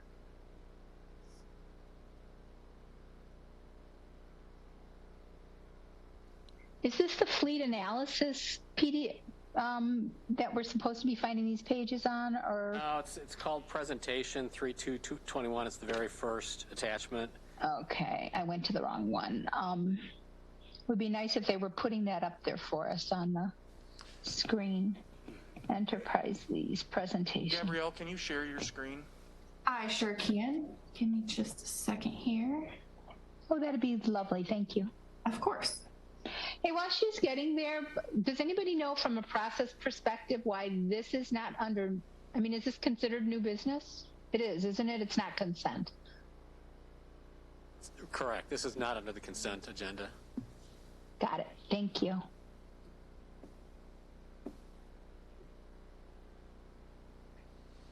Sorry, I'll flip through the slides here.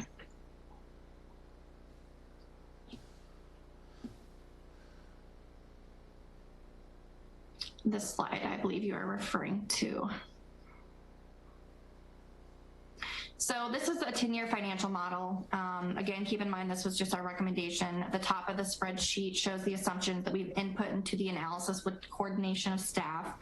The orange line is the district's current budget across the vehicles that fit into this analysis, which are the 75 vehicles. And then each subsequent line reflects each year of your plan with the enterprise.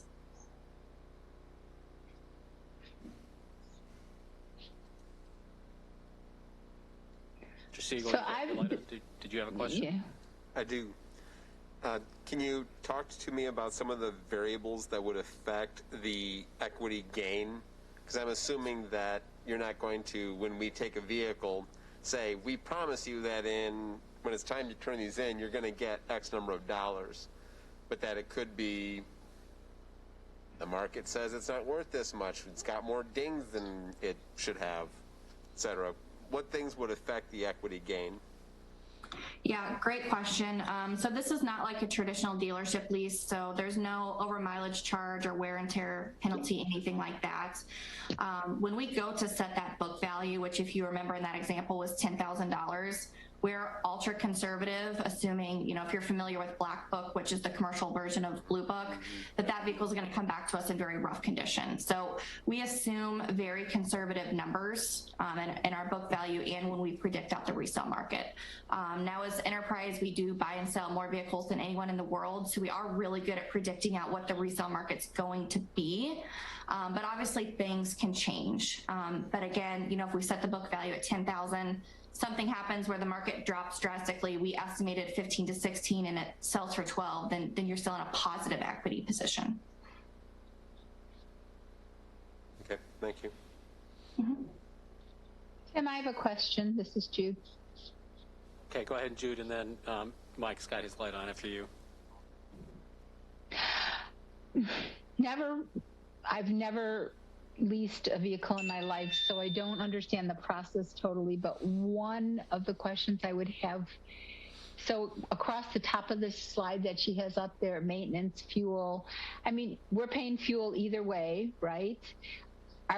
When you lease a vehicle, do you do all your own maintenance on it? I don't mean to be ignorant, but I am on this. So I'm not sure what that amount reflects. Is that our cost or is that, whose cost is that? That's a great question. So we do have two maintenance programs, but the school district has decided to continue to maintain vehicles in-house. So this current maintenance spend of $137 a month was an average blended rate of across your vehicles based on the average age of those vehicles in fleet and their mileage of what you're spending internally, as well as a lot of third-party government fleet data. And essentially we're taking this number and, you know, what can we reduce that to by lowering the average age of your fleet, which is the proposed maintenance cost over here. Because a light duty vehicle whose average age is under 5 years old should cost you somewhere in between 4.5 to 6.5 cents per mile, which is where the proposed maintenance of $37 comes from. And that's regardless of whether you outsource that maintenance or you maintain it in-house. Oh, Jude, if you just, there's a different document that's called 5-year fuel maintenance costs. This is actually historic, this is not projected, but it is showing what our actual maintenance and fuel costs are. And what they're showing is that our maintenance costs started markedly increasing in fiscal year 19, supposedly because our vehicles are getting older and they're more expensive to maintain. Fuel costs were going down probably because fuel costs just went down. So I think that the projection, to the extent that they're projecting savings, it's not because we're doing the maintenance through enterprise. It's because if we bring the average age of the fleet down, the vehicles down, that they are projecting less maintenance. Correct. Really, you should just be living in a world of preventative maintenance on these types of vehicles and fleet versus those higher dollar repairs that you start to see once a vehicle starts to get older. Thank you. Mr. Connor, do you have a question? Yeah, one is the net cash column supposed to make sense? So the net cash is just the difference between what your current budget is and what our projected budget is. Okay. Is that So in the first year, positive net cash of $158,000. Yeah, I'm looking at that. It says fleet budget. Is there another budget piece? Sorry to be dense, but I'm not seeing where that number comes from.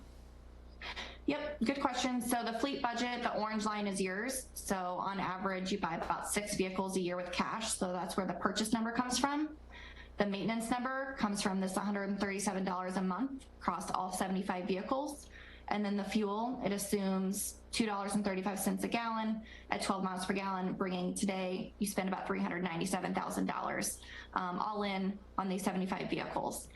And then after that, it assumes the enterprise program. Okay.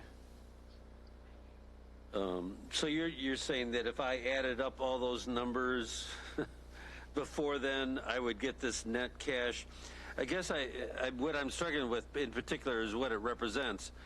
Is that sort of a, are you saying that that's a number that represents the total program and that's like savings for us? That's the term net cash is what's throwing me. That I'm not sure what you're trying to get at. I should clarify, yes, that is the savings each year. So this year. So that's our savings on the entire fleet for that particular year. Yes, sir. Right, but that's still, it shows net cash is zero on that because it's not with them. So all I was trying to understand is, I won't slow us down to say how did we get that number, because I've looked at iterations of numbers and that column didn't make sense to me. But so are these savings, to me net cash, I apologize, is a confusing term.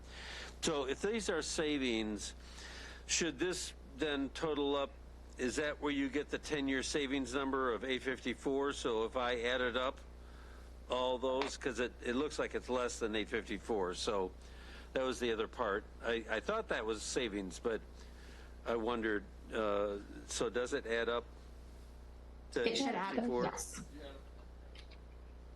It does go to 854, okay. I didn't, okay. All right, and then the average sustainable savings, so is that essentially some kind of net difference? Yeah, after the program has been fully implemented with enterprise is where that number comes from. Okay, and by fully implemented, that's 5 years? Yes. Okay, so after 5 years, that's your sustainability on the entire fleet. All right, and then I assume from the accounting standpoint, Mrs. Yar, that you've looked at these numbers and you're kind of good with what they're saying? Yeah, I was working with Mike Phillips on this the whole time because, as Mr. Rollins had pointed out, that I found out about this enterprise opportunity through the government efficiency work group. Yep. And the county started doing it first. They brought it to the group, and the city recently passed this too. So they're going this direction. It's worked really well for the county. So what you're saying is that the experience of the county and the city, for example, is relatively close to these kinds of numbers. The county has more history. The city just signed up, doing this very recently, so they don't really have history. But Mr. Phillips reached out to another school district as well, but the county is who I, heard about this. Okay. Okay. Any other questions on this? This will return for a vote at the March 9th board meeting. Thank you, everyone. On the Thank you, everyone. I'm on the agenda. Let me get back to the agenda. Is the 2022 budget request. We're continuing our budget development process, and tonight we're going to hear from financial services, superintendent board, legal, operations, transportation, and nutrition services. We will start with Ms. Yar, who will provide us or present us with the financial services fiscal year 22 preliminary budget. Already up there. All right, thank you. Yeah, this is hard to be the last person to talk about the budget in the last section of the meeting, but we're going to go through and go ahead and get through this presentation here. We're going to need some help technical help here.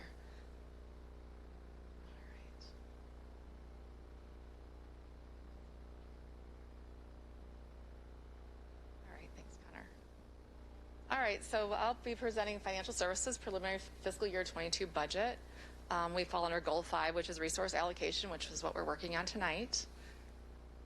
Assessing the situation, we do the typical functions that you think of with financial services or finance department. We are responsible for the budget process, payroll, purchasing, accounts payable, those normal types of processes that go through accounting. We also do all the financial reporting, the grant expenditure reporting. You may not think about when you're thinking about the finance office, but we do all the grant expenditure reporting. With every new grant that you see, it's another report, at least another report every quarter. And it's a lot of work, both for I&I and for the finance team. We also do the insurance claims. So my office does the insurance claims. We also do the investments and cash management for the district. So this is a team that helps me do all the work. I have Executive Director of Finance, Jamie Murray. I have Executive Director of Budget, which is Michelle Sather. And then I have Purchasing and Payroll. Payroll is Danielle Oliveira. And then Dane Youngblood is Purchasing. So our highlights for this year, there's going to be a common theme about COVID throughout these slides, other departments as well. We had to quickly move to a remote bid process. We don't have an e-bidding process right now. We're actually working on implementing that right now. But during last year when we had to go remote, purchasing really moved very quickly to make sure that we were able to do our summer work. You can see all the bids that are coming through right now. That was happening in a remote environment last year because of the situation in the pandemic. We also had the CARES Act money, the first round, which we spent in fiscal year 20. We procured $8.8 million in PPE and remote learning supplies. So that was a huge challenge. Everybody wanted the same, and it's the same stuff for the pandemic. We all needed hand sanitizer. We all needed the same things. So purchasing did a really great job working with departments. We made sure that we were ready to go and start school safely and return the offices. We also had to establish internal procedures right away with this CARES Act money. So what we do in finance, we set up a code so we can pull all those expenses. We don't know what we're going to be able to claim on at the time that we're getting this money, but we had a pretty good idea. So we started coding everything that was, that we thought we could claim, and we teased out what we couldn't claim. So we want to make sure we got everything that we could get from those dollars. So with this, all deadlines were met in a primarily remote environment. We did have accounts payable here on site the whole time. So they never really left because it's really hard to process invoices when you're getting hard copies of invoices in. So they were here the entire time. We talked about doing training videos for a few years. Really just didn't get to it for various reasons, but this year we did. We had to out of necessity. We used Screencastify to do some really quick videos, but it's been really helpful and people really liked it. If you need to know how to do something really quick, now I need to learn how to do a missed punch. How do I clear a missed punch? You can go to a quick video and it's very, very quick for the finance techs to do this. And this is for the schools and departments. We held the budget workshops, so we have budget workshops for 41 schools and 55 departments. So we held budget workshops for those entirely remotely. That really ended up to be a really efficient use of time. We will probably use that model going forward. We had everyone on the Zoom or Teams, and we used that, and the outcome was very good. So the solution is to fund financial services. The fiscal year 22 budget is at $3 million. That is down about $175,000. We've been working on process improvements for the last few years, and so this is a result of those process improvements. We've gotten capacity, we've used our internal staff, and we've had stability the last few years. So this is all helpful in really taking down the overtime that we were seeing before. These are the contracts. We have a couple of contracts at the very top for about $15,000 a piece. Those were reports that we had written last year, and those were really just to, it was a one-time spend. So it was to help us be more efficient, to write these reports so we could pull information differently and see it differently to speed things up. and that is where you're seeing the savings. The next one was accounting assistance. We did have a person to help us during peak times, and that's budget, and then audit typically is our really peak times. So we used him. We haven't needed to use an outside person for the last couple of years, so we are taking that off of our budget. So that's a savings of 40.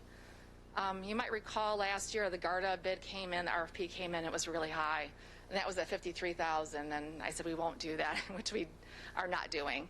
So we brought that, we worked with Mike Phillips' team and Steve Christopa in particular to bring that in-house. There's not as much cash to bring in from the schools because we eliminated the fees last year. So we didn't want to spend a lot of money on collecting very little cash. So we developed a procedure. There was other cash that was being picked up, so this isn't really new for us. We were doing it at other locations, but we're getting ready to go now with that this month in March. The other items are really just standard items for audit that we are required to do. The copier lease, this is for the entire district, so that's $450,000. That includes any overage that we've estimated. This is the monthly charge plus the overage is what you're seeing here. And then we charge back departments as they use it. So that's just what we do in the accounting, monthly accounting. So the return on investment is effective internal controls. We're always looking to gain efficiency year over year. We want to retain our quality staff that we have, and we have reliable financials. This is really important this year when we're having so many changes. We're doing projections every month and looking at those all the time to see how things are coming in. And that really lends us to be an excellent steward of taxpayer dollars. Any questions on that? Mr. Connor. First of all, good job. It's always difficult to balance the budget, let alone go down. So, you know, it's always a good job when that happens, especially for such a large department. Out of curiosity, and I always ask these questions, is Marco Technologies a local company? Mr. Youngblood? Yeah. Yep. They are. Okay. Okay. Yep. I just, yeah. I have my think team here it's- to back me up, so if you have any questions, yeah. No problem. I think that's one of those things that I'd like to really encourage us to do, is that when we have especially large contracts like that, something like copying, that we give a really a leg up to those who are local. So thank Sure. you. Really appreciate that. Are there any other questions about? I just want to say thank you for having the description column in there. That's very helpful to me to know what what the vendor or the account is about. So that's very helpful. Why did you say why Marcos was going up this year so much? There's an overcharge. It's an estimate based on last year's usage. Do you want to speak any more to that? When we renegotiated the 3-year extension, we went from basically a la carte pricing, which was, you know, cents on the dollar for each copy, to a volume-based model, which is something that I myself was more familiar with, where you get a discount for basically committing to what you already know you use. And that allows us to pay the $34,083 a month. But typically, between color and variances throughout the year, you end up with a little bit of overage. My experience, it's less than 10%, so we just built that into the PO to cover that cost if it were to come. We didn't see it last year because the volume was down with Swiss students at home, but in a regular full school year, we would go over that monthly about slightly each month. Are there any other questions? One comment I had, Ms. Yar, I was just thinking about this as I was looking at your org chart. So you oversee payroll.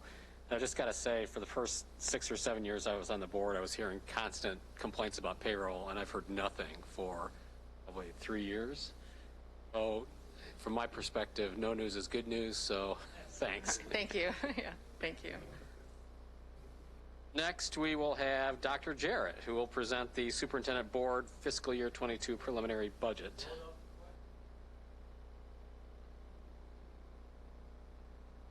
This is our budget, so this is a team effort here. And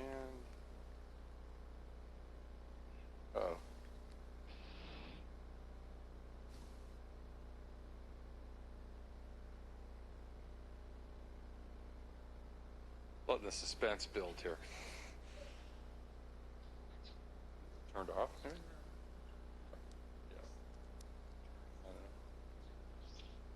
No?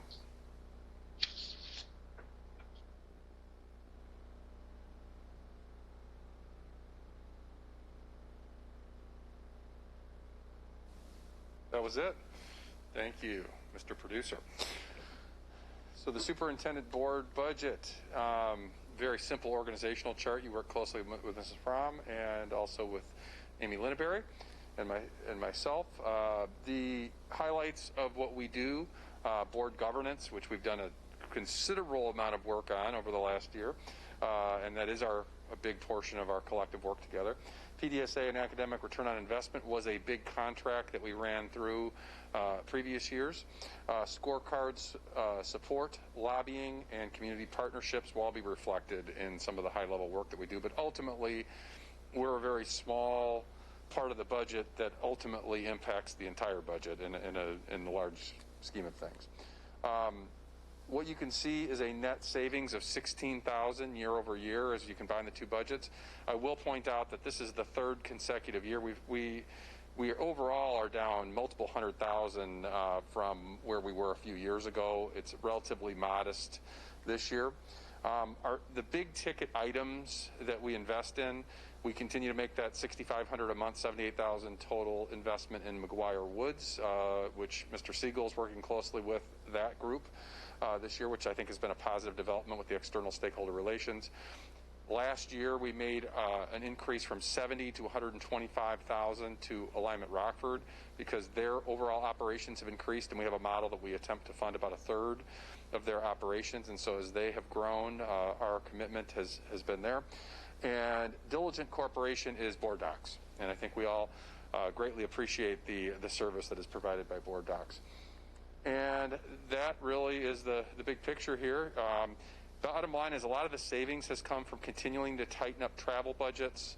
The board has been we do have some dollars in there to attend the national and or state conference, but the board has been very, very cost effective in that area. And we've really tried to tighten up on things like meals and other kinds of expenses. So we really have tightened the belt considerably over the last 3 to 4 years. Mr. Connor. Yeah, I was just going to say, again, broken record on this, but the departments, some departments, it's, very difficult here. We're keeping an eye on it, which I appreciate. And I will say that the contracts we have are very important for us. I really, just for me personally, the lobbying, especially given frankly, the chaos down in Springfield, having lobbyists there has really made a difference. As we looked at evidence-based funding, has been said a number of times, keeping the finger on the pulse on that and the other bills, that's tough. Diligent, that's just software. Being, a former IT guy, not so impressed, but, we need that. So, and then the last is Alignment Rockford, which I'm pleased that we're really putting a little bit more dollars behind that, because I think that helps alleviate some of the pressure on alignment. And my one comment is that in spite of what some might say, we've been pretty successful on what we've done on our academies and the things that alignment would support. And I think sometimes success, one of the prices you pay for it is it's not as hot an item. So I'm going to comment and say I think it's harder for alignment to go out there and get the money. So I'm glad that we have stepped up and supported. So thank you, Mr. Connor. Other questions? Thank you, Dr. Jarrett. And now I'd like to turn over to the legal department, another department that is near and dear to your heart. Your other employee, Mrs. Hoadley, and Yashika will be representing the legal team. Good evening. Okay, the legal department's goal continues to be to responsibly and carefully manage funds and operations. Looking at the situation, the legal department is comprised of our general counsel, myself, the Deputy General Counsel. We have an executive assistant, 2 investigative managers, a risk management officer, and an internal auditor. Legal team highlights include, as Ms. Yar alluded to, of course, pandemic adaptations and also ransomware adaptations. When the state of Illinois was essentially shut down, legal operated without interruption to review and enforce contracts. We provided regulatory and statutory interpretations for many different departments in the district, and we provided guidance with regard to implementation of those changes in law. During the statewide shutdown, with regard to our housing program, which directly benefits the district staff, we still assisted with 23 home purchase closings during the shutdown. We collaborated with local title companies to be among the first in the state to utilize entirely electronic notarization processes. We still utilize outside counsel services with regard to some specific matters, including student matters, employment matters, and complex business matters, including construction contracts, real estate, and tax exemption appeals. Looking more specifically at the legal department's budget, you'll see that with respect to salary and benefits, we had a slight increase because a portion of our general counsel's salary was shifted when she came back entirely to legal and left the facilities and operations department. With respect to purchase services, you see a decrease there that doesn't necessarily show in the variance because we have amended our budget for this fiscal year. And I'll go into that more specifically in a later slide. But with respect to supplies, non-capital expenditures, and capital expenditures, everything essentially remained the same. For our legal department contracts, essentially we use West Publishing, which is our online research tool.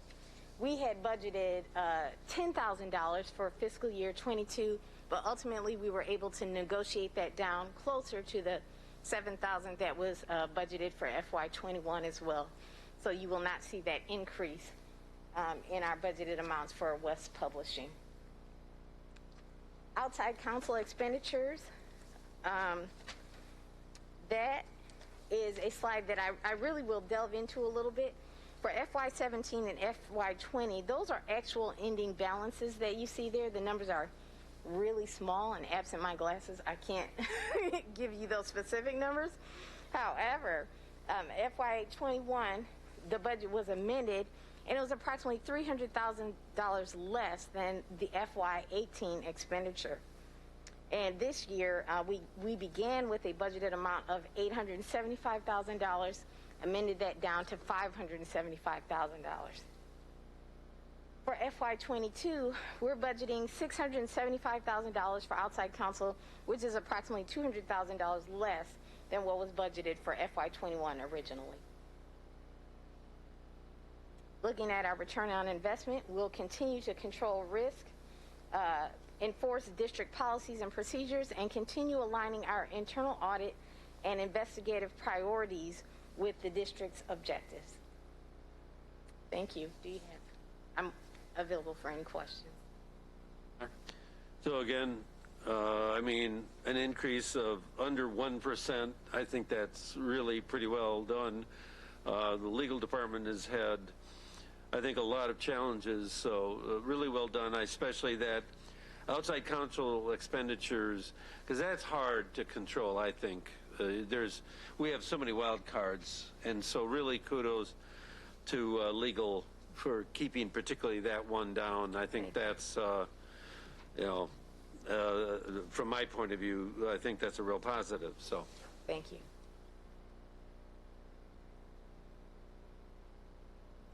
All right, thank you. I would note, one of Mike, those significant decreases there is because we actually hired Ms. Goldsmith. So, and I don't want to say too much because she'll ask for a raise, but. What was, may I ask a question, Tim? It looks like it was a good idea. Mrs. McCulloch has a question. Well, Mrs. McCulloch, sorry, did you have a question? Yeah, could you repeat what the amount was budgeted for this year? Was it We had originally 775, because that's not the budgeted amount, the 575, that's the expenditure. This is on the outside counsel. Thank you. We had originally budgeted $875,000. We amended that budget down to 575. And that's just because there wasn't as much legal activity outside just because of COVID, right? Yes, a combination of things. There were some intentional steps. We took some of the work that had been done by outside counsel in-house. We provided guidance to our discipline and special education departments that I believe resulted in less hearings, disciplinary and special education. And because of the pandemic, the reduced number of days in school reduced the amount of discipline hearings we had to have. And one additional factor was residency hearings. We had a lot less residency related issues because of the remote instruction. So bringing it to the 675 is you anticipate what will go back up? What areas? We anticipate with a full school year, we'll probably have additional residency hearing, additional disciplinary hearings, and then some of the lull that took place with regard to our tax appeals, our property tax appeal boards in Springfield, those may ramp up, and those are handled by outside counsel. And I was thinking along Mr. Rollins' line, and some of that is that the outside counsel expenditures had reduced because we had hired, a second legal lawyer within the district. But yes, I think that's true. Much of the special education work that used to go out to outside counsel is primarily handled inside. We've not had any expenditures related to due process hearings, special education due process hearings. We've not had any expenditures related to that this school year at all. And some of the work that was done by outside counsel previously, including our own internal expulsion hearings, are done in-house. Okay. And what year were you hired, please? FY19. I started 19. I started in September of 2018. Oh, okay. So 18 to 19, we see that drop there. That was kind of one of the big ones, because 19 to 20, again, you had, COVID from March to June. Yes. Yeah, And I agree. FY19, we had AFSCME negotiations during that year as well. Got it. Well, we made a good investment. We're glad to have you. Thank you. Can I just add one thing? I just want to make sure that we all remember that adjusted column. We did not amend the budget, so I just wanted to clarify that we did not amend the budget, but we did adjust the budget, so there's a difference there. So what we did as cabinet and administration was we wanted to close at $9 million that we passed in a deficit budget. So this is how we've done this. So everyone came to the table and all put in money, and so we're showing that as the adjusted. And then we wanted to keep it flat going forward because we still have the same problem basically. So this is how we approached it. So every department you'll see that. Thank you for clarifying. Sure. Right. Mr. Phillips, you are finally on. Good evening. Here to present the operations department, specifically distribution and facilities. We follow Goal 5, fiscal and operational stewardship. Taking a look at our organizational chart, we have 89 positions. Currently, we have 3 open RBMA employees. We have 57, 4 EOPA staff, and 25 professional and management staff. Following the other folks, we were really looking at our COVID-19 logistics support, so our highlights in distribution and print services. In distribution, we manage movement of Chromebooks across the district. We assisted nutrition services with food deliveries, and we also manage the district personal protective equipment inventory and school requests. Within our print services department, we had 1.4 million impressions for academic grab-and-go packets for remote learning during the spring, and 650,000 impressions for Chromebook instructions, also for remote learning. Within facilities and operations, we implemented a comprehensive Legionella prevention practices. We also supported COVID safety initiatives, which included plexiglass installation for all of our public-facing personnel, and then enhanced cleaning and sanitation protocols across the district. We continue to invest in our preventative maintenance framework, and we are nearing completion for our decennial life safety priority A projects in the allotted time. As we move to design and construction, we completed a facilities condition assessment and provided a report to the board in November. We are currently planning for the last summer of our facilities master plan. As you will see in March and in April, you're going to see a lot of bids coming forth for consideration of approval. Those include interior finishes, painting and flooring at several locations, furniture replacement, masonry tuck pointing. We have HVAC upgrades at West Middle School, replacing windows at McIntosh, and then a roof replacement at Fairview Early Childhood Center. Taking a look at our operations budget, we have an overall savings of $70,350. A couple line items I'd like to point out. In our salaries and benefits, we see a decrease of $172,000. Some of that is from not filling the ED of facilities position. Also, Ms. Hoadley's salaries moving back into legal. And then we've had some retirements and resignations. Our rehires have come in at lower salary ranges. Under purchase services, we're seeing an increase in that line item. Really two main focal points. The main one is our custodial services. We anticipate an increase in that because of minimum wage increases. And then lastly, we moved money out of capital and moved it into purchase services for a vehicle lease going forward. Taking a look, a deeper dive into our contracts, the one area I wanted to point back out here is our custodial services contract. That we advertised for RFP. We had 20 vendors attend our pre-RFP meeting, so we're excited about that. That is scheduled to open this Thursday, 3/4. As I said, we're expecting an increase in that line item because of that minimum wage. We can really anticipate to see that wage increase over the 3 years of our contract from $11 an hour up to $14 an hour. We typically do 2 additional option years. That first option year, we would see that raised to $15 an hour per the state. Next slide. Really, once again, just seeing some adjustments downward as we bid a number of these contracts last year. On this slide, I wanted to point out our vehicle leasing for our $76,205 this year. And then on our last side, I wanted to point out distinctive roofing. You'll see a huge increase there as we're seeing more roof maintenance and repairs needed. That is a bid contract, but it's bid at a unit cost. So really what we did here is take dollars from other areas of our budget to really align our year-over-year costs that we've seen over the past few years. Looking at our Fund 60, which is our capital projects and furniture budget, there's no salary and benefits here.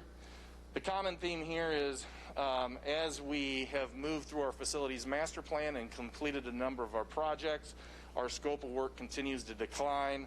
So purchase services, which would typically be our A&E services, as you can see, has went down. Same with our capital project overall budget.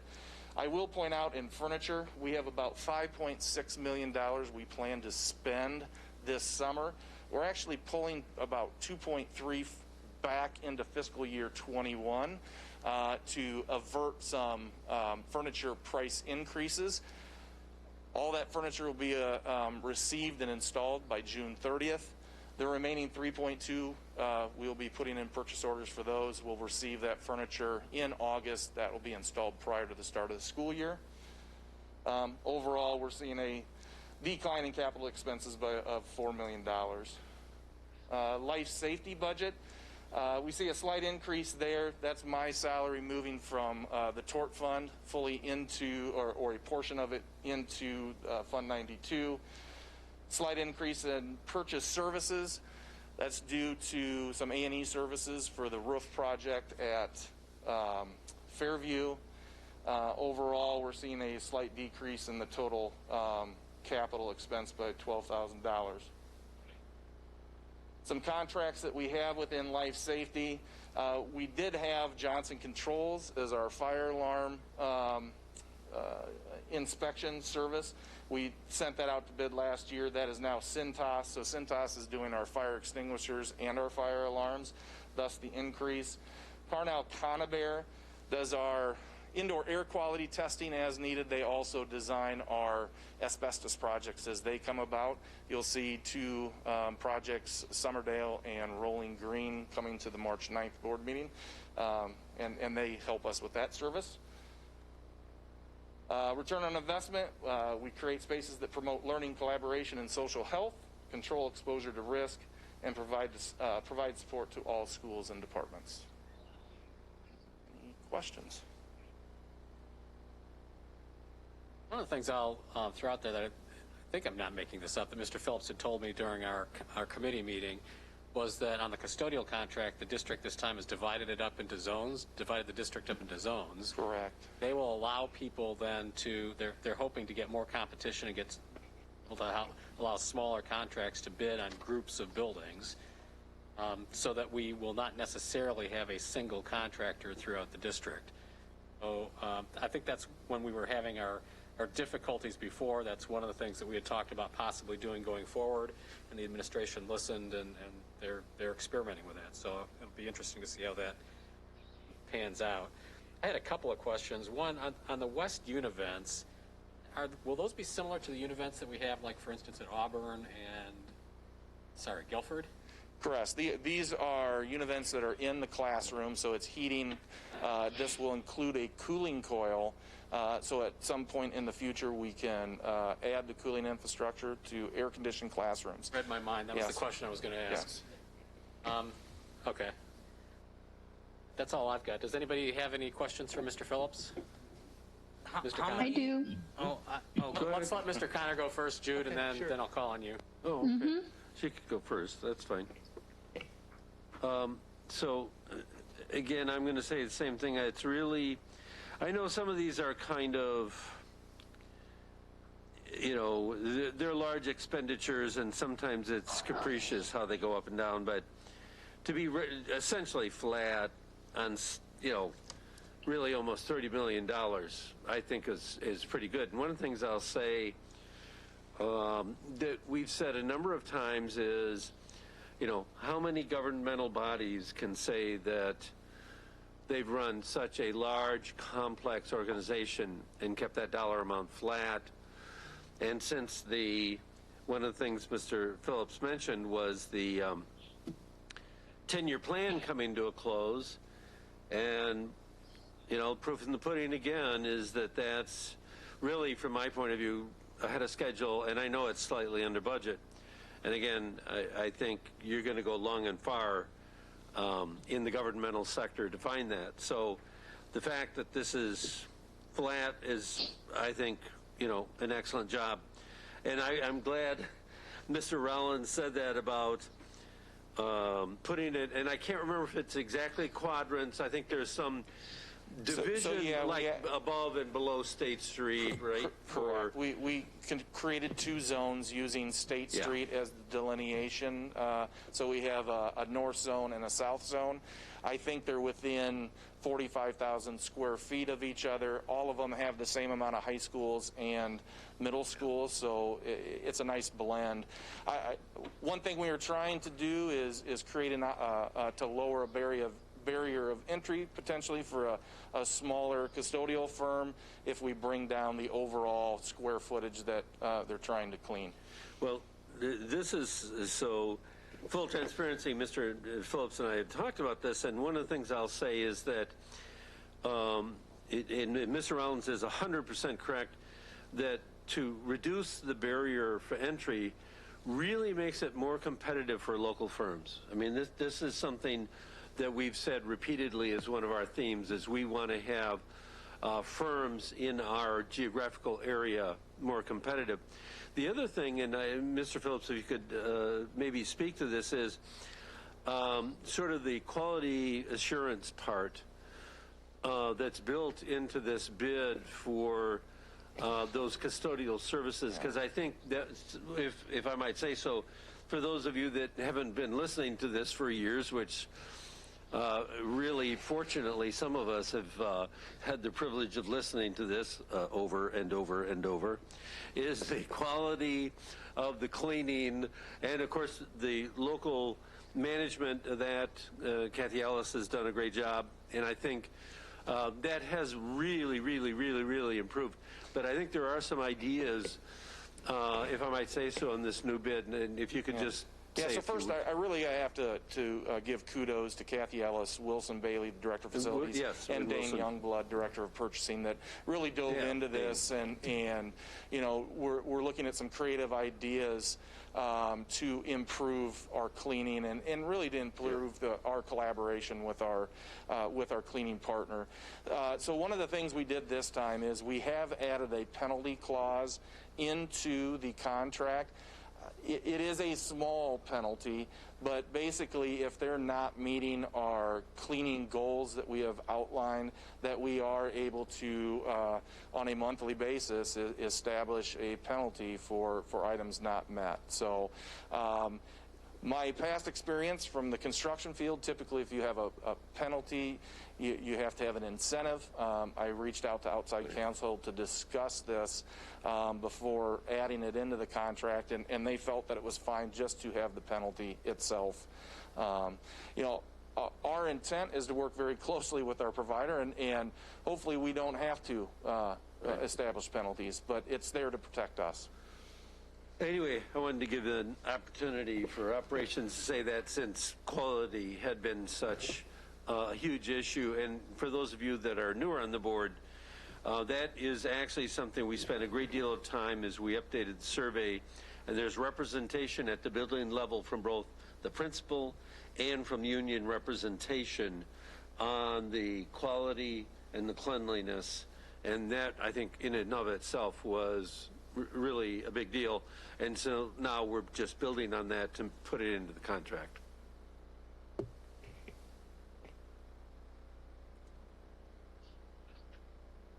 Okay. Oh, Mrs. McCulloch, you had something. You had a question? I did. I had a couple of comments and questions. Is it like on slide 109 where it talks about implementation of comprehensive Legionella prevention practices? Is that like for Legionnaires' disease? I'm not familiar with that. Correct. What was that about? That is after we were away from our buildings for quite some time, our potable water systems, hot water heaters, and drinking fountains, basically using best practices to make sure during our holiday breaks going forward and spring breaks that prior to students returning, we're flushing our water fountains and also flushing our hot water heaters. This also goes a step farther with our water in our cooling towers in the areas that are cooled, and that's through chemical treatment and management. Thank you. Well, since you're talking about flushing, why the heck did the fire extinguisher checks, or I mean, that was huge, 41,000 to 223. Do you know why? I mean, it's small potatoes, but it's a curiosity, please. So it was. I just think as we bid that, the bid for the fire alarm inspections went up slightly from year over year, if I remember correctly. But that's now combined where they're doing our fire extinguishers as well as our annual fire alarm inspection, our system inspections at all of our locations. So we're not comparing apples to apples then on that. Correct. So when you were looking at your salary and your budgeting for next year, are you assuming that those positions that you have open with the RBMA and the like will be filled, or Yes. will they be? Correct. Okay, so those are included. Correct.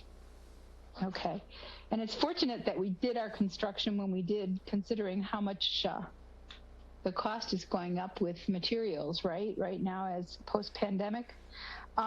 So I'll comment on the zones police and in a positive way as well from that perspective. And didn't we, Tim, also talk about doing that when we were looking at putting out transportation, that we can't get any smaller groups coming in to bid on that because it's such a big overall, certainly work for operations. And I thought, I think that it's, great that they move forward on that. The last comment I had is, and this may be, is with all the savings, okay, we had positions open, we moved some salary over, we didn't spend as much on purchased supplies, the buildings were closed, so I'm not sure if our custodial costs, what was the savings that went toward the deficit, reducing the deficit, the entire for your department was that at the end of there? A large majority of that was in supplies in fiscal year 20 because we didn't have the buildings. While we were still cleaning, obviously with no students there, we didn't have the daily use that we would typically have. So, but the total for your department, what was your savings, or how much under budget were you for? So for last year, if I'm looking at from fiscal year 21 to 22, we're seeing a savings of $70,350. Wow, that's all I get. That's all that's going toward that $9 million deficit that we started the year with? Well, some areas it's a little tougher to, get savings out of. So we all came together, but some things just cost what they cost. I mean, with operations, we have to maintain, and things are going up. I mean, some things are going up as far as the contracts for those items because of what people have to do for COVID. I mean, so we're seeing some increase in cost. So even though it's only $70,000, it's $70,000, and all these 30s, 70s really do add up, as we found as we were trying to go through this. So I would say $70,000 with increased costs is a good savings. Did I ask the right question? This is what the I think because we budgeted a certain amount and for last year, and then we didn't spend it, and then this year is not done, so we don't know where we'll be. But last year we were supposed to have that $9 million deficit, right? And we're actually over 1.2 or 1.5, and of that delta from the -9 to the positive 1.2, only 70,000 came from operations. Sorry. So if you look at the first column, the FY21 total at $30 million, $30.2 million, and the 21 adjusted is at 29.5. So that's about a $700,000 decrease of what we actually operations gave up towards that $9 million deficit. So the $70,000 that we were talking about earlier is the decrease between 21's adjusted and 22's budget. So. Right. All right. Thank you. I apologize. I misunderstood what you were looking for. Yep. We got it now. Thank you so much. I'm done. Well, let's try to move along here.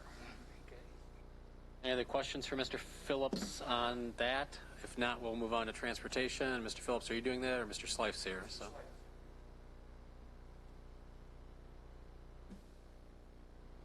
All right. For transportation, same goal: fiscal and operational stewardship. Our transportation team is outlined, as you can see, with our different areas. Our shop, our safety, and then our operations. Our highlights for the year, we're moving to maintain our entire district fleet. We're still doing that.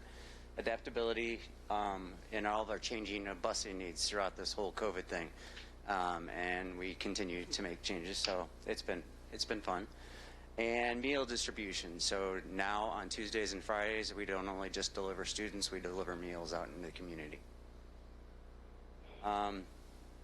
For our solution, I'm fogging up, sorry. Can't see. So our salaries and benefits are going up due to our contract deal with our different unions. Purchase services, that $2.5 million, is the Sunrise contract. So as you see that, you'll see the numbers is at 8. These things are adjusted for the early childhood grants, but you'll see it on the next slide as well. The supplies going up to $507,000. That is, we went out to bid for our diesel fuel. That's coming in. It came in just under what we were predicting for this, and we have our propane out there as well. The non-capital is some equipment that we wanted to get to continue to move forward with doing our district fleet, maintaining it. Our capital's going down. It went down to $2.4 million. That is our school buses for next year. And then other miscellaneous, we didn't have any increase or decrease. So here we have it broken out. So FY21 and FY22 have the early childhood broken out, the grant. So that's just what transportation's responsible for. So we're going up to $2.6 million. Petroleum traders is the diesel fuel, which we talked about the Mansfield coming in less, but more because of fuel prices. The Conserve FS is our propane, and then we did a switch with our routing software and our GPS, so we're just flipping money to different providers for the service. Our oil, we have going up 24,000, and that is to match what we're currently using. So we didn't project it quite right, and we needed to up that for what we're using. And then our Jack's Tire Service, we went out for bid for that, I believe, last year. We are actually doing a nicer tire, a better tire on the school buses. They are lasting longer, so we don't have to replace them as often. And so safely delivering students to and from school, as well as feeding them. Any questions? I just want to comment that Ms. Yar had assured me that the 0 for school buses is just a placeholder until you have a number to plug in there, correct? The intention is that you will be buying school buses? We're looking at one, well, I guess Mike can talk about that too, but we're looking at a grant, we're looking at other options, but I mean, right now it's on hold because we don't have a balanced budget right now in total. So when we find out what we're really going to get from the state, so right now I have it as a placeholder that, hopefully we can move forward with buying the buses, but right now I don't have it built into that $3 million that we're looking to close right now. So we'll have to. Those conversations before about what happens when. Yeah, we have met the 10-year average life right now, so we're not in jeopardy of going backwards in that. But I mean, if we're flat in evidence-based funding and we don't have a grant and salaries are going up, and we have fewer options to balance that. So we will know more in the next few weeks. Are there any other questions for Mr. Slife about the transportation budget? Well, Mr. Connor. I gave everybody a compliment for being flat, but in this case, what I'm going to say is you had 2 huge events that threw this out of whack. One was the Sunrise, and that was like 3 months ago or 4 months ago, and we've already all complained about that one. So all Mr. Slife is doing is showing us the reality of what that debacle was for us.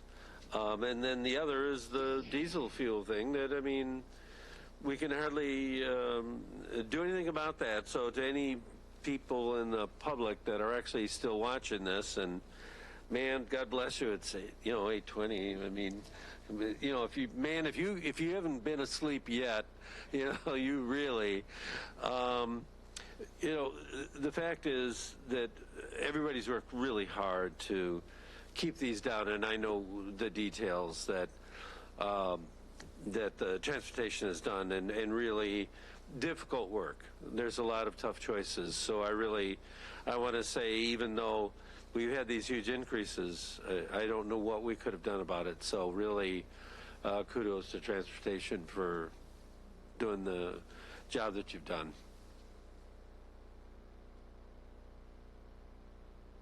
Other questions? Hearing none, we have nutrition services. Good afternoon. Be kind of brief.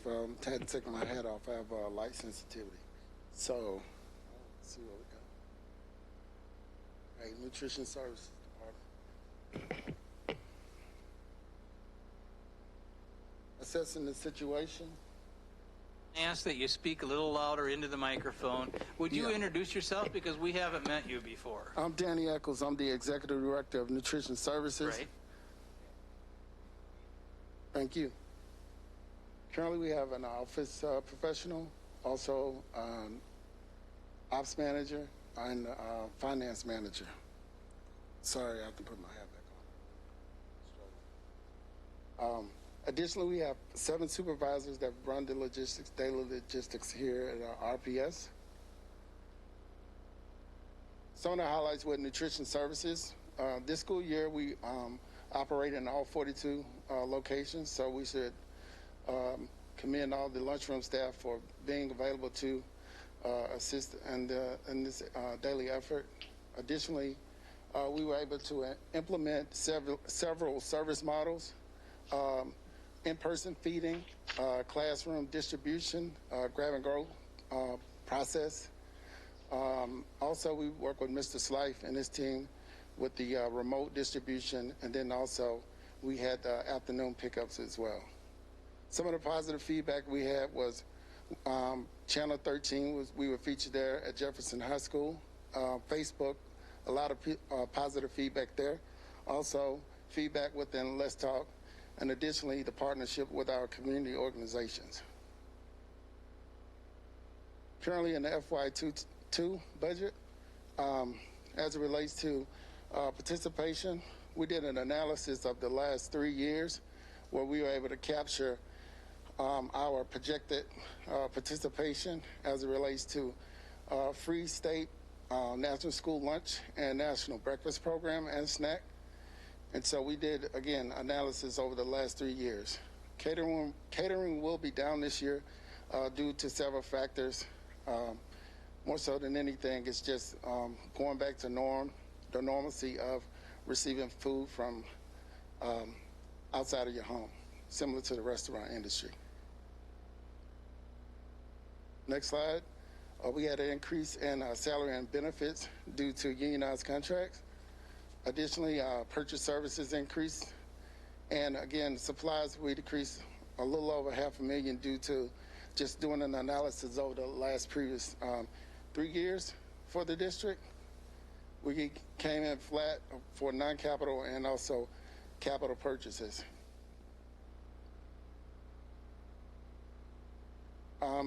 Some of our contracted vendors, again, did an assessment of where we were current and some of the prior years to capture what we would do as it relates to the projections. So I based our contracts and our contracts based on previous years' trends.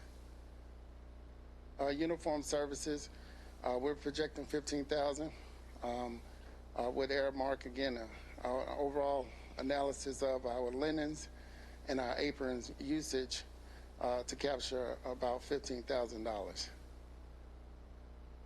Heartland Solution, we have our older software, and each year that price kind of adjusts itself with the industry. So our academic success through proper nutrition is our investment on our return. I apologize for my hat. Any questions? Mr. Connor? I'm going to repeat again, good job on this one. Again, large, complicated budget. And one of the things I'll say is that we were very concerned about students this year, and food services really did an excellent job. And in transportation, I mean, it was a really good team effort, community partners. So feeding our students in the community is just so important. So really, that was a good job to have all this relatively flat, and you're down in revenue. I mean, this is well done. And I noticed on the Gordon contract, it looks like it's down just slightly, which, given how large and complex that is of a contract, just on the face of it, that looks like good work. So really, a lot of good things going on, a lot of support to the community and our students. So really, I'd say overall, really good work in this. Thank you, Mr. Connor. Other questions? So, thank you. Whoops, Tim? sorry. Yep, Mrs. McCulloch? Just a quick one. I know you explained it, but I missed it on slide 138, I think it is. Anyways, the supplies, they're down 673,000, which is a lot. Why are those down so much? Again, ma'am, I did an analysis of our last 3 years, and so I captured averages going into the new year. So we're going to stick to those goals monthly. Well,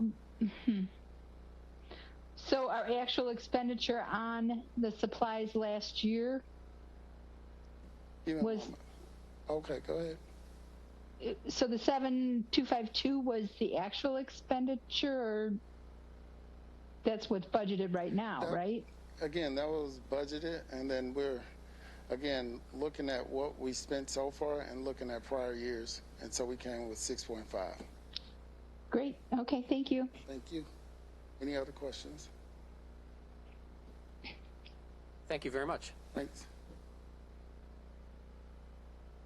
And the committee does not have any consent items for the March 9th or March 30th board agendas, so that completes the report of the Planning and Development Committee. All right. So next is me for the Governance Committee, and I just want to report on the preview of the consent items that are coming up. For March 9th, the revised 21-22 academic calendar that we all got emails about, so you should know what that's about, moving up the start date and stuff.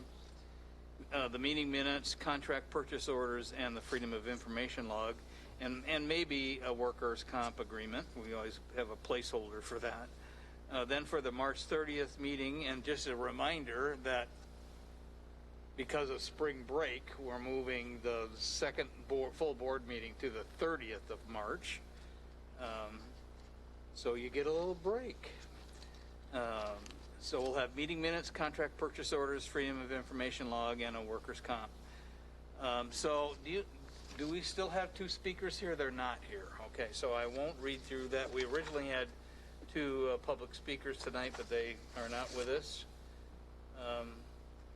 I would just say I just made a note for Dr. Vosberg on the follow-up from Ombudsman regarding I think Mr. Rollins had a question on that you were going to look up on the EIA versus the credit recovery number. So if you'll follow up with us on that as a follow-up. Ken? Yes, Ms. McCullough. Ken, on that ombudsman thing, I just want to apologize to the whole group about when I ran my numbers, I reran them, and Mr. Vosberg is correct, and it's 377 was the average for those 8 years. Okay. So, and also that if you want to take a look at that report from Ombudsman, it's not attached. You have to go to, the March 9th meeting, and you have to go to make it a draft, and then it's on there. Okay. That's helpful. All right. Are there any other further agenda items or business for the board for tonight? If not, I'll take a motion and a second to adjourn. So moved. Moved by Mr. Connor. Is there a second by Mr. Rollins? All those in favor say aye. Opposed, same sign. We are adjourned at 8:30.